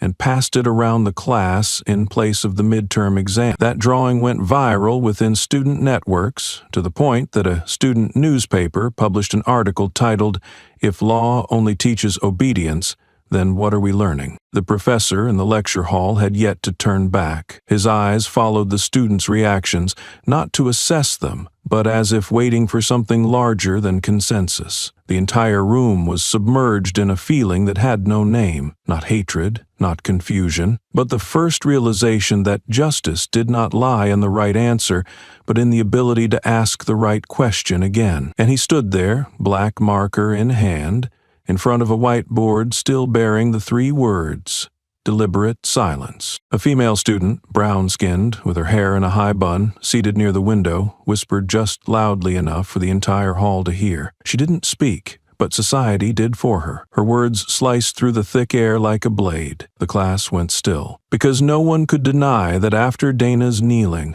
millions had stood up, and it was precisely Dana's refusal to respond, to demand, to explain, that rendered all justifications naked and intolerable. None of them had forgotten the moment her mic was cut just as she opened her mouth. None had missed the half-clipped video. None had heard the cold chuckle of a court officer telling a reporter she had nothing to say. And yet it was that very nothingness, that void, that reached down into the bedrock of awareness, forcing each person, regardless of their stance, to ask themselves, had I ever stood on the right side? In the hallway outside, where portraits of former faculty lined the walls, the image of a former dean, who had once defended the procedures used in Dana's trial, was taped over with a red message: a brilliant theorist, a terrible wetness. That phrase spread like a symbol. It was printed on t-shirts, stickers, and became the slogan of a nationwide campaign critiquing the ethics of teaching law. On social media, a clip was viewed over 5 million times in just 2 days. The former dean awkwardly dodging a young reporter's question about why he had once proposed removing the Dana case from the official curriculum for inciting emotional extremism. In the video, he stayed silent, pressed his lips together, turned away, and that act alone was enough to transform him from a respected scholar into a name crossed off from every symposium this year. No one asked him to withdraw, but no organization dared to invite him again. At the back of the lecture hall, a black student in a Harvard hoodie stood up. He didn't raise his hand. He didn't ask for permission, but no one stopped him. His voice was calm, neither shaky nor sharp, as if he had rehearsed the sentence countless times in his head before speaking it aloud. I enrolled in law school because I once wanted to become a prosecutor, but after the Dana case I realized one thing: I cannot use the law to force people to kneel and call that justice. Behind him, a group of other students began opening their recording apps, not to capture the lecture, but to preserve a moment, now seen as a turning point in their personal philosophy. That same evening, during a closed-door meeting of the academic committee, a formal petition was proposed, calling for a complete restructuring of the legal authority curriculum, with an emphasis on separating law from the performance of power. The justification in the document was not long, just a single quote from that student. If the law makes people bow out of fear, not out of respect, then it has lost the dignity it once promised to protect. The professor remained still in front of the board, his gaze fixed on no one in particular. He had taught generations of students, witnessed their success, and read their commencement speeches, but never had he felt that his lessons in law were placed so starkly in confrontation with moral conscience. Just last week, he had received an anonymous email, no subject line, no signature, containing only one question: how much of what you teach is the law, and how much is how the system wants the law to be understood? The email didn't make him angry. It kept him awake for 3 nights. And now, amidst the density of opposing thoughts filling the room, he knew he was no longer lecturing. He was witnessing young people rewrite the definition of justice, using a language not found in books, through a reaction no exam could measure. Without saying a word, he nodded. No grading, no praise. He simply turned, erased the old words on the board, and wrote a new phrase: non-verbal resistance. For the first time in the law school syllabus, and also for the first time in the institutional teaching history of the Legal Academy, a lecture segment bore the name of someone outside academia, someone who had never written a book, never given a public speech, never held office, just someone who had once knelt. Dana Marcus Cole's name was entered into the curriculum as a key subject in the chapter on the right to defend oneself against systemic abuse of power. No biography was provided, no quotes included, only one black and white image taken from the original video. She knelt, back straight, Eyes lifted. The image had no caption. But every student who looked at it understood. They were not just studying a case, but confronting a moral turning point in how the law is enforced and challenged. That day it was raining outside, and inside the lecture hall the atmosphere was thick, as if everyone was holding something unspoken. One student asked, "Is including her in the syllabus driven by emotion?" She didn't argue, didn't publish, didn't explain any legal doctrine. The question was not wrong, but the tone in that space made the entire room fall silent. At that moment, a female student sitting in the last row opened her laptop and projected a resignation letter onto the big screen. It belonged to Professor Henry Blakemore, one of the individuals who had publicly defended the ruling that forced Dana to kneel. In the letter, he offered no apology. There was only one sentence. "I used to think justice was the building I entered every day, but Dana taught me that sometimes justice is what happens outside the door, when people choose not to walk in anymore." The letter spread across academic forums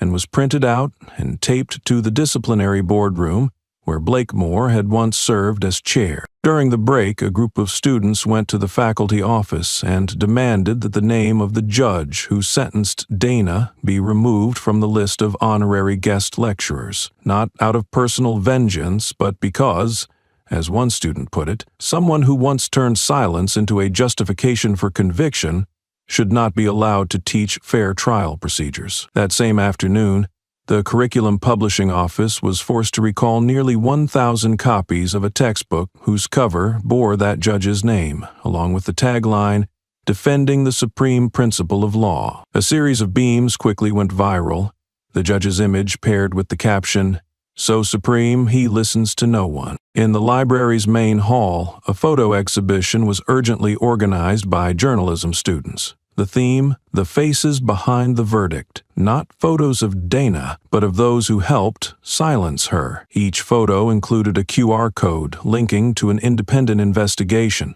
a prosecutor who called Dana a thorn in the procedural process, a security officer who blocked her exit as she tried to leave the hearing, a media advisor who edited internal transcripts to avoid stirring controversy. A student touched one of the images and whispered, "They wanted her to be forgotten, but now they're the ones being remembered for all the wrong reasons." Back in the lecture hall, the professor's gaze never left the student who had raised the earlier question. He looked directly, without blame, without dismissal, and asked a single question in return. "Among all the laws we study, is there one that says only those who speak deserve protection?" No one answered. Because that question didn't seek an answer. He demanded a reckoning between conscience and legality, between language and dignity, between the role of lawmaker and the duty of being human. At the end of class, the professor wrote on the board the only question for the first essay assignment. "What will you do when the system turns to look at you?"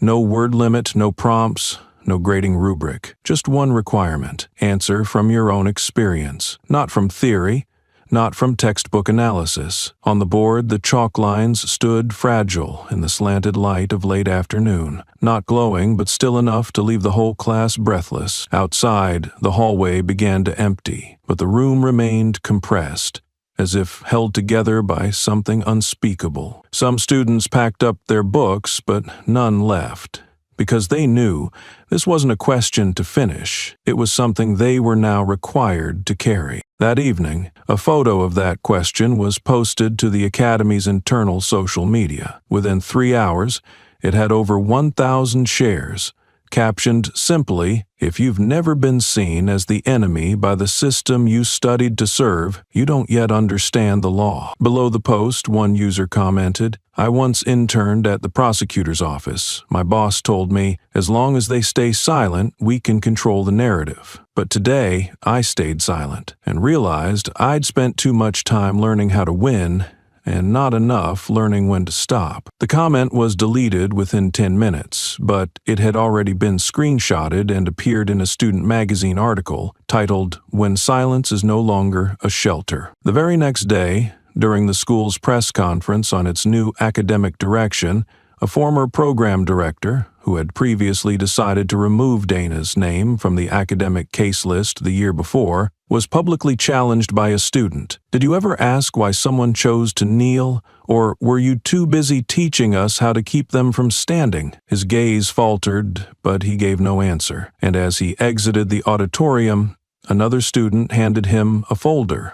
No words exchanged. Inside was a copy of Dana's case file, with a handwritten note: "Not all silence is consent. Some is protest, and you once crushed it." In the central library, students had quietly added a new catalog label to a bookshelf: "What the system wants you to skip." Dana's name topped the list, italicized, with no library code. When staff attempted to remove it, students were already waiting, not with loud protests, but by reprinting the list as bookmarks and handing them out at the checkout desk. The administration was forced to hold an open dialogue, where hundreds of students arrived wearing black shirts, each with a single phrase printed on the back: "If I must choose between peace and remembering who knelt, I choose the latter." Within the faculty, some argued that allowing students to personalize their legal thinking is a double-edged sword. One internal email was leaked, in which a senior professor, who had once advised the Dana trial panel, wrote, "I fear this generation is learning to reassess, not to apply." That very sentence led to his removal from the list of senior project advisors, after 4 student groups simultaneously requested new mentors, citing, "We are not learning law to preserve a structure that can no longer self-critique." The student press called it the first time one generation pushed another off the podium, not out of disrespect, but in pursuit of transparency. As students filed out of the lecture hall, a small-framed, brown-skinned boy who had remained silent the entire session leaned toward his seatmate and spoke just one sentence, barely above a whisper, yet powerful enough to echo for a lifetime: "I choose to stand. So, if needed, I can kneel for what's right." One woman knelt. No tears, no pleas, no words. And yet an entire system, long fueled by orders, authority, and the complicity of silence, was forced to stop, to look, to step back, to ask itself, for the first time in many years, are we actually right, or are we just used to not being questioned? That question, once dismissed as radical, now appeared in the morning editorial broadcasts, in newly revised legal textbooks, and even as the first status update of a freshman law student at Stanford. But the true tension began when a former government advisor who once told Congress that Dana is the result of unchecked emotional conditioning was publicly confronted at a media summit in Austin. As he stepped onto the stage, the crowd did not shout, did not protest, they simply stood, turned their backs in unison, and said nothing. That silence rendered his 17-minute speech so hollow that the event's moderator awkwardly had to invite him off stage early, citing lack of resonance. A few days later, a female lecturer who had written that symbolic gestures can never replace academic debate was forced to issue a public apology on a professional forum, not due to litigation, but because her entire class had withdrawn from her course, leaving behind a single printed sheet on her lectern that read, "Theory is not written in blood, but sometimes it must be stained with silence." Following Dana's case, an independent film group in Berlin released an animated video lasting less than 2 minutes. It opened with a familiar scene: an empty courtroom, a towering judge's bench, officers lining the walls, and a black woman escorted to the stand. But there was no dialogue, no names. The central character simply stood and then knelt. Not because she was forced, but because she chose to, while the entire courtroom shouted that she must rise. The next image. The courtroom, frozen. Those in power could no longer give orders. The judge slammed his gavel, but the bench cracked. Officers reached for weapons, but their guns were rusted. All heads bowed, not in remorse, but because no one knew how to respond to someone who refused to play by the rules they had long written. That scene no longer stayed within the bounds of animation. It crossed into classrooms, newsrooms, and parliaments. 3 days after the video went live, hundreds of thousands shared it, not with tearful captions, but by embedding it directly into articles written by those who had once mocked Dana. Familiar faces, those who once labeled her actions mass emotional manipulation, were now quoted alongside the image of a crumbling courtroom. A dean who had banned students from using Dana's name and their theses found himself receiving 57 dissertations directly to his inbox, each page opening with the line, "This is what you forbade, but we wrote it anyway." At a UCLA conference, where a former judicial policy architect once said, "Kneeling is a pose of submission, unworthy of democratic institutions," students filled the auditorium wearing black shirts emblazoned with the kneel that broke the wall. As the guest speaker entered, his gaze swept across hundreds of white letters, and for the first time, he abandoned his prepared speech and asked to leave the event due to health concerns. One of the most distinguished professors who had once removed Dana from his syllabus was now openly confronted in class. A female student stood mid-lecture, voice steady, and asked, "Do you think you're sitting here today because of those who stood or because of one who knelt?" The room went silent. The man answered with silence, but it was that very silence, recorded and widely shared, not as humiliation, but as proof that the system was no longer immune to consequence. The video had no ending caption, just the final frame. She knelt, and the entire ceiling collapsed. Beneath the rubble were lost words, morality, resistance, freedom of expression. Within 3 days, the video spread globally, from high schools in Paris to editorial rooms in Tokyo, from law forums in Lagos to prayer gatherings in Harlem. People referred to it with a single phrase, "the kneel that broke the wall." Social psychologists began to analyze it. In a special feature on the BBC, Dr. Malcolm Iyer, a leading expert in collective behavior, uttered a sentence that made the entire studio fall silent. "We once viewed kneeling as the act of the weak, but after Dana, we are forced to redefine it. To kneel at the right moment and by the right person can be more powerful than 1,000 speeches." Scientific American published a 12-page study on the impact of nonverbal resistance on legal institutions. The findings were clear. The number of petitions challenging the system tripled following Dana's actions. No public statements, no appearances,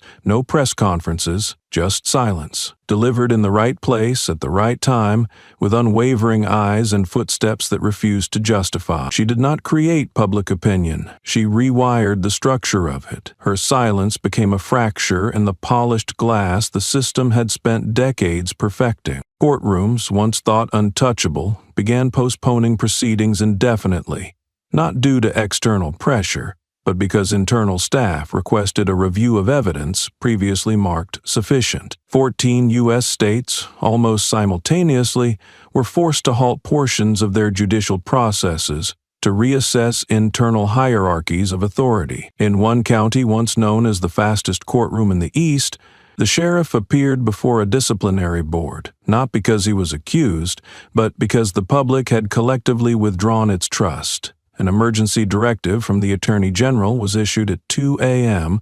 Washington time, ordering an immediate review of all verdicts delivered by judges implicated in misconduct, regardless of the statute of limitations. On a private forum within a district attorney's office, where congratulations like fast trial, solid conviction had once flourished, a new message appeared from a senior prosecutor. "We used to win through silence. Now, silence is trying us." At a temporary detention center in Utah, an officer once known for reshaping testimonies to fit the law was suspended at the request of his own deputy team. In a closed-door staff meeting, the deputy security chief declared bluntly, "We've relied on victims' silence for too long. Don't let Dana's silence fool us into thinking it was a void." A new hearing was convened in Georgia, where a lawyer who in 2008 had wrongfully convicted a black single mother despite insufficient evidence now sat before a professional ethics board. While trying to justify his procedural correctness,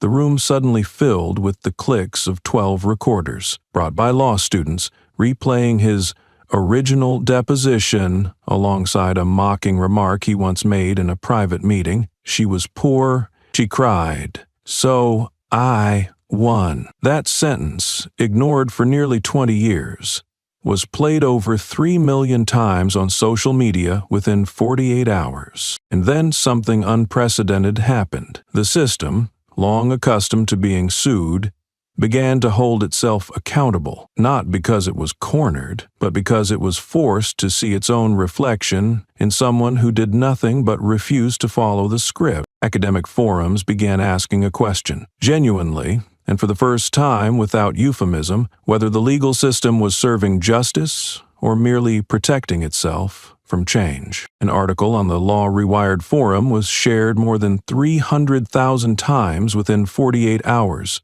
posing a single question: if the one who knelt that day hadn't been Dana Marcus Cole, would we have spoken up? The question offered no answer, but it forced readers to confront the darker parts of themselves, the part that once looked away when someone's head was slammed to the ground for resisting arrest, that stayed silent upon reading a news brief about a father who never made it to the hospital to see his daughter one last time because he was told additional ID check required, that hit mute when hearing screams from a holding cell labeled overly dramatic. A professor who once lectured on faith in institutions had his class walk out on him after an old email he sent to the board resurfaced. Moral collapse doesn't come from mistakes. It comes from those who dare expose those mistakes publicly. That email was printed and taped to his office door like a signatureless indictment. A podcast series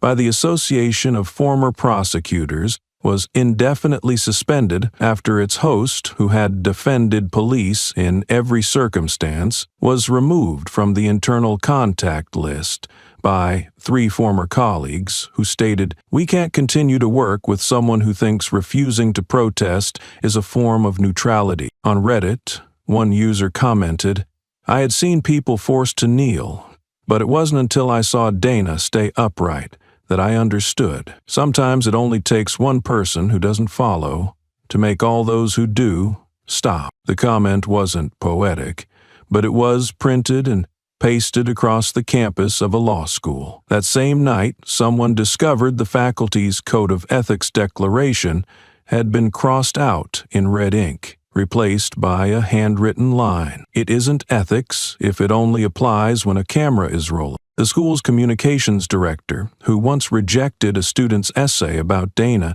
on the grounds that it lacked constructiveness, was summoned before the student council, a body he had once dismissed as merely symbolic. During the hearing, a second-year female student stood, played the video of Dana being dragged into court, then turned to him and asked directly, "Who do you represent in your communications, truth or convenience?" He didn't answer, but just 1 hour later, his name vanished from the university website. No termination announced. No official statement. Only one line appeared, temporarily removed for failure to meet community standards of ethical integrity. Community justice seminars now begin not with greetings, but with a still image from the video. Dana kneeling, her shadow stretching across the courtroom floor, while the row of powerful figures behind her appeared warped in misaligned light. People no longer needed to know her name. No biography necessary. That image, like truth, required no credentials to be recognized. When an entire system scrambles to react in order to preserve one person's silence, that person can no longer be called weak, and no one can continue to believe the system is infallible. A sequence of quiet yet escalating events began unfolding in less than a week following Dana's hearing. On a legal commentary show known for its cold, neutral tone, the lead editor abruptly halted broadcasting after viewers discovered he had once served as a close aide to the prosecutor in Dana's case 7 years earlier. In a leaked internal meeting video, he was seen saying, "Don't give that girl a chance to speak. If she stays silent, we win." The video was shared more than 2 million times in 3 days, and after that, he was never seen on any network again. At a prestigious academic conference, the moderator, who had publicly defended the judge who sentenced Dana as someone who followed protocol, was challenged by law students midsection. If it was really the protocol, why did it require someone to kneel? The man forced a smile, dodged a question, but no one laughed. The clip of that exchange became the top discussion topic on legal forums for 3 consecutive days, with the hashtag protocol or submission. At a local courthouse once, displaying a plaque celebrating the efficient processing of Dana's case, a receptionist quietly removed the plaque after faxed demands from judicial watchdog organizations flooded in, calling for a full investigation into the hearing transcripts. A publishing house that once refused to print Dana's personal legal defense on the grounds that it lacked academic value was forced to publicly apologize after 5 scholars refused to attend a symposium sponsored by the publisher. Their letter of refusal included only one line: "If you will not let the truth speak, don't expect those who know it to speak for you." Meanwhile, in the East, a former court clerk who had stamped Dana's arrest warrant, now a part-time instructor at a vocational school, was recognized by a student while lecturing on legal fairness. A 12-second TikTok video captured the moment a student asked, "Did you ever stamp a warrant for the wrong person?" And the man said, "Nothing." That silence, unembellished, raw, was clipped, remixed with music, and turned into hundreds of satirical variations with the same theme. Silence is no longer a shield. Dana's image, with her head held high amidst a sea of black robes, replaced the logos of autonomous justice research groups in 9 different states. No one asked her permission. None was needed, because by then, Dana was no longer a singular human being. She was the indictment of an entire mechanism built on bowed heads. In one controversial but widely welcomed move, thousands of students backed a Yale Law School petition calling for the removal of the presiding judge in Dana's case from all textbooks discussing model trials.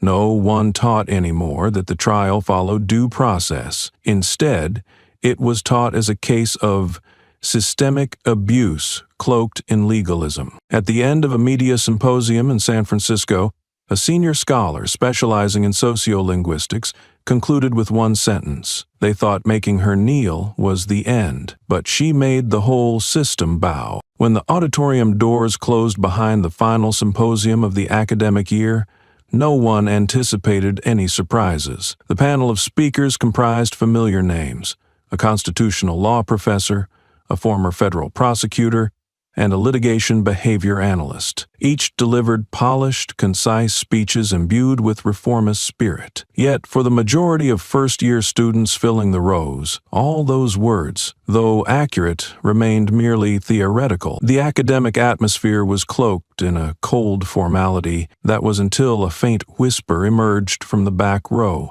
subtle yet sufficient to draw a glance. Then 2, then dozens, all directed toward a man in a gray suit seated inconspicuously among the crowd. It became apparent that he was neither a student, nor a faculty member, nor a speaker. His name had recently appeared in federal hearing records, a district-level federal judicial clerk, the one who had signed the order compelling Dana to write a confession. That name had vanished from the media for several months, seemingly shielded quietly by the system. Yet today, he sat in the auditorium as if nothing had transpired, and that was his first mistake. A nearby female student, unable to restrain herself, whispered audibly, "This seat isn't for you." A group of students nearby began pulling out their phones, not to record the speech, but to capture his face. Stoic, cold, striving for composure, yet his eyes betrayed unease. Mere minutes later, his photo appeared on the school's internal forum, accompanied by the caption, "Clerk from the Dana case, sitting in the law school auditorium." Was he invited? The first comment garnered 1,000 angry reactions within 15 minutes. The atmosphere in the auditorium shifted from academic to oppressive. A student from the back row stepped forward, intending to pose a question to the speaker, but unexpectedly pointed directly at the man, asking bluntly, "Of all those who've had the power to silence others, what are you doing here?" No one intervened.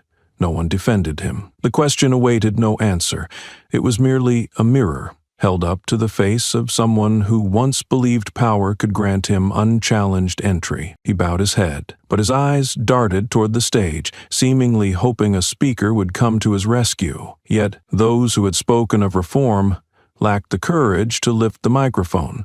They looked away, just as the system had previously turned a blind eye to injustice, and when a group of students stood up and exited midsection, not out of boredom, but because they refused to share a room with someone who had once silenced a black woman through distorted legal language, the true chill became evident. Then, the rear door opened once more. No sound effects, no introduction, no text on the screen, just a light, steady, resolute footstep echoing on the gray tiled floor. And then, without prompting, the entire room turned their heads simultaneously. Dana Marcus Cole. No disguise, no facade, no symbols. Just a black woman, wearing a light coat, low-heeled shoes, hair neatly tied back, standing at the back of the auditorium. No spotlight illuminated her face, no cameras.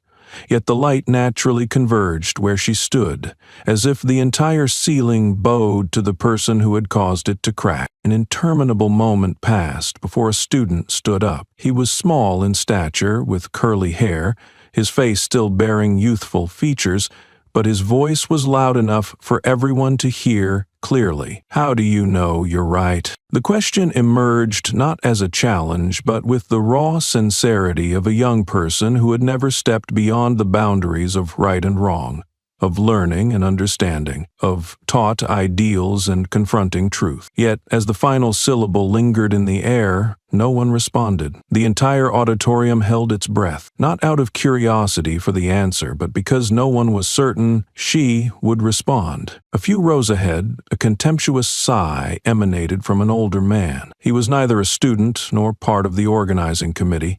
He had been seen sporadically at supplementary hearings. A former district legal assistant, notorious for defending arbitrary detention orders. He looked at Dana, then turned to his companion, smirking. "These kids nowadays think anyone who dares to kneel is a saint." He didn't whisper. He spoke loudly enough for listeners to know that Dana's presence in this room made him uncomfortable, and he wasn't hiding it. But no one laughed along. No one responded. A nearby black female student turned to look at him, saying nothing, just quietly took out her phone, opened a social media app, and began live streaming the scene. A man who once legitimized injustice now sitting in a room full of law students where no one believed that law was absolute without humanity. Dana took another step forward. Her gaze neither affirmed nor denied. Her lips curved slightly, not into a smile, but as an acknowledgement. That question wasn't new, but always worth repeating. "I don't need to know I'm right," she said, her voice low but not sad, each word falling like a needle slicing through the smooth skin of compromise. "I just need them not to forget." From the very back row, the sound of a chair being forcefully pulled echoed. The man who had muttered earlier stood up, his face tense as if ready to react. But as he attempted to step into the aisle, another student, larger, around his age, gently stood in his path. No contact, no insult, just spoke audibly. "Sit down. Here, you are no longer the one who passes judgment." He stood still for a few seconds, then swallowed his anger, turning back to his seat like someone expelled from his own privilege. In another room, a seasoned lecturer, once accused of covertly supporting judges involved in Dana's case, tried to signal a student recording the scene. "Stop, this is an academic setting, not a place for scandal." But the student didn't stop. She spoke clearly, not harshly, but as if nailing each word into the air. "We're not creating a scandal. We're just not erasing it like you did." In that moment, all eyes turned to Dana, not expecting her to say more, but to feel the stone-like silence she brought into the room, the kind of quiet that rendered all old justifications shameless. The entire auditorium fell silent. Not out of fear, but from understanding. She wasn't seeking recognition. She just stood there, as she had before, to remind the system that someone had once refused to be silent in the way they desired. Dana didn't step onto the stage, didn't lecture. She just stood by the aisle, close enough to hear every breath, far enough not to overshadow anyone. And then, she continued, not looking at anyone specifically, but making each person feel as if her words were meant for them. Each of you here will one day face an unreasonable trial. Not necessarily in court. It could be a meeting, a hospital corridor, a train subjected to random checks, a classroom where someone is questioned for their voice, skin color, or background. And when that happens, she paused, not to catch her breath, but to let the next sentence resonate without being overshadowed by any interpretation. Remember, having power means having a choice. At that moment, the atmosphere in the room changed entirely, as if each person was contemplating their own personal trial. But for some, it wasn't an imagined trial, but a verdict gradually coming to light. In the fourth row, a middle-aged man deliberately took out his phone. His face was familiar. He was the former legal representative who had signed the opposition to Dana's retrial request, famously stating, "The law doesn't regulate emotions." He raised his phone, pointing the lens at Dana, but instead of drawing attention, he was immediately blocked by 3 students behind him standing up simultaneously.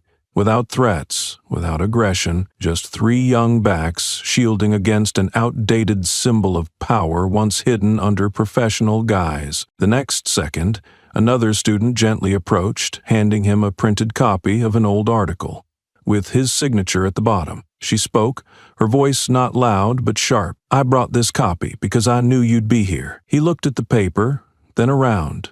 Nearly the entire auditorium had turned. No one laughed. No one made sarcastic remarks, just direct, raw, and unyielding gazes, the kind no system had ever taught how to face. A young lecturer stood up in the middle of the auditorium, turning toward him. No introduction, no microphone needed. "I once looked up to you when choosing to study law," he said. "Today I realize I was merely learning how to avoid becoming you." No applause followed, because no one needed to applaud a timely intellectual blow. It resonated within each person. At that moment, not a single phone was drawn. No one live-streamed. No one dared break the stillness that had transformed the room into a sanctuary, because everyone understood what they were hearing would not be recorded by devices, but by memory, by conscience, by the ethics they would carry with them upon leaving this place. Dana said nothing more, no explanations, no farewell. She turned, walked straight toward the door, leaving behind an auditorium where every gaze still lingered on the space she had just stood. On the podium lay a sheet of white paper, uncreased, unwrinkled. No one had seen her place it there. But when the event coordinator stepped on stage to resume the closing remarks, he halted the moment his eyes met the handwritten black-inked words. "I was just the first to arrive." No signature, no date, no address. Yet the entire auditorium rose to their feet, not in applause, but as a reflex when conscience is stirred by something greater than scholarship, integrity. Immediately after, in the row reserved for honored guests, a familiar figure, once a vocal critic of Dana on national television, arguing that non-compliant behavior must be corrected, stood up abruptly. His face was strained, eyes searching the crowd for an ally, but every gaze had already turned away from him, as if refusing to look was its own form of rejection. A nearby student tilted their head slightly, voice soft but sharp as a blade. "Do you think courage is something that can be bought with a title?" Without waiting for an answer, he turned away, leaving behind a silence heavier than any direct accusation. From the back of the auditorium, a group of students raised a banner printed with Dana's exact words, beneath which a small line had been chalked in white. "And some are here just to justify." No one stopped them.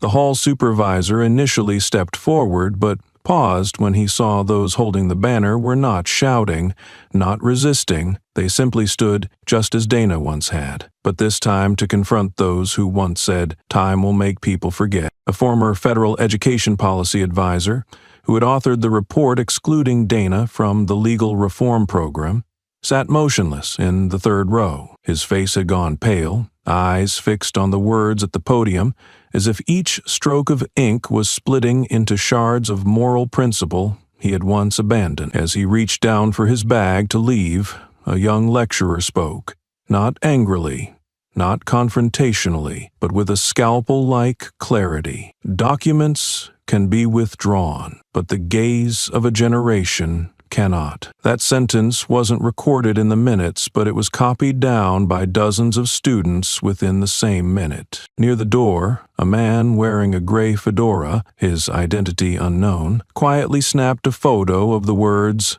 "I was just the first to arrive," then posted it on his X account, formerly Twitter, with exactly 7 words, "Not all power needs to speak." Within 3 minutes, the post had over 20,000 shares, but what made it spread wasn't the image, it was the comments underneath, where hundreds began naming those who had once given orders, laughed mockingly, denied truths, and who were now sitting in that very room, isolated by the same silence they had once used to suffocate others. Outside the hall, Dana had vanished, just as she had disappeared from news headlines, from interviews, from every frame she deemed unworthy. The director of the academy, a senior professor who had taught constitutional law for over 30 years, turned to his young assistant.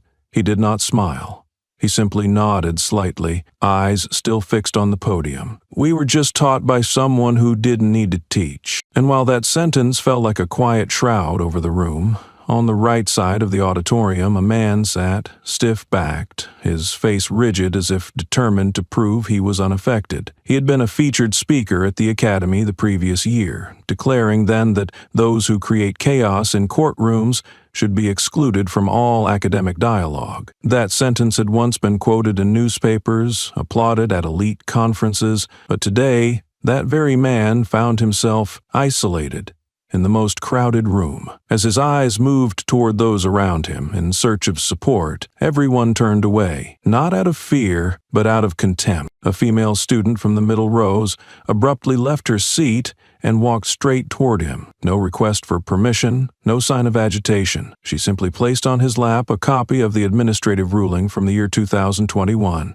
The document he had co-signed to deny clemency for individuals wrongfully prosecuted on grounds of insufficient public advocacy value. On the copy, that exact phrase had been circled in red. No accusation was spoken, but her silence was a rear-view mirror, reflecting a past he could no longer explain away. Moments later, as the auditorium began to stir and people stood to leave, a black student paused next to the man, leaned down and looked him squarely in the eye. His voice was not loud, but each word struck the table's edge like cold metal. "You once said anyone who does not respect the law should leave the law. So why are you still here?" That question needed no reply, because the man could not rise, even as the entire room was on its feet. Outside the auditorium, where framed photos of former directors and honored speakers lined the glass hallway, someone had taped over the portrait of one man, also a former member of the semester's academic board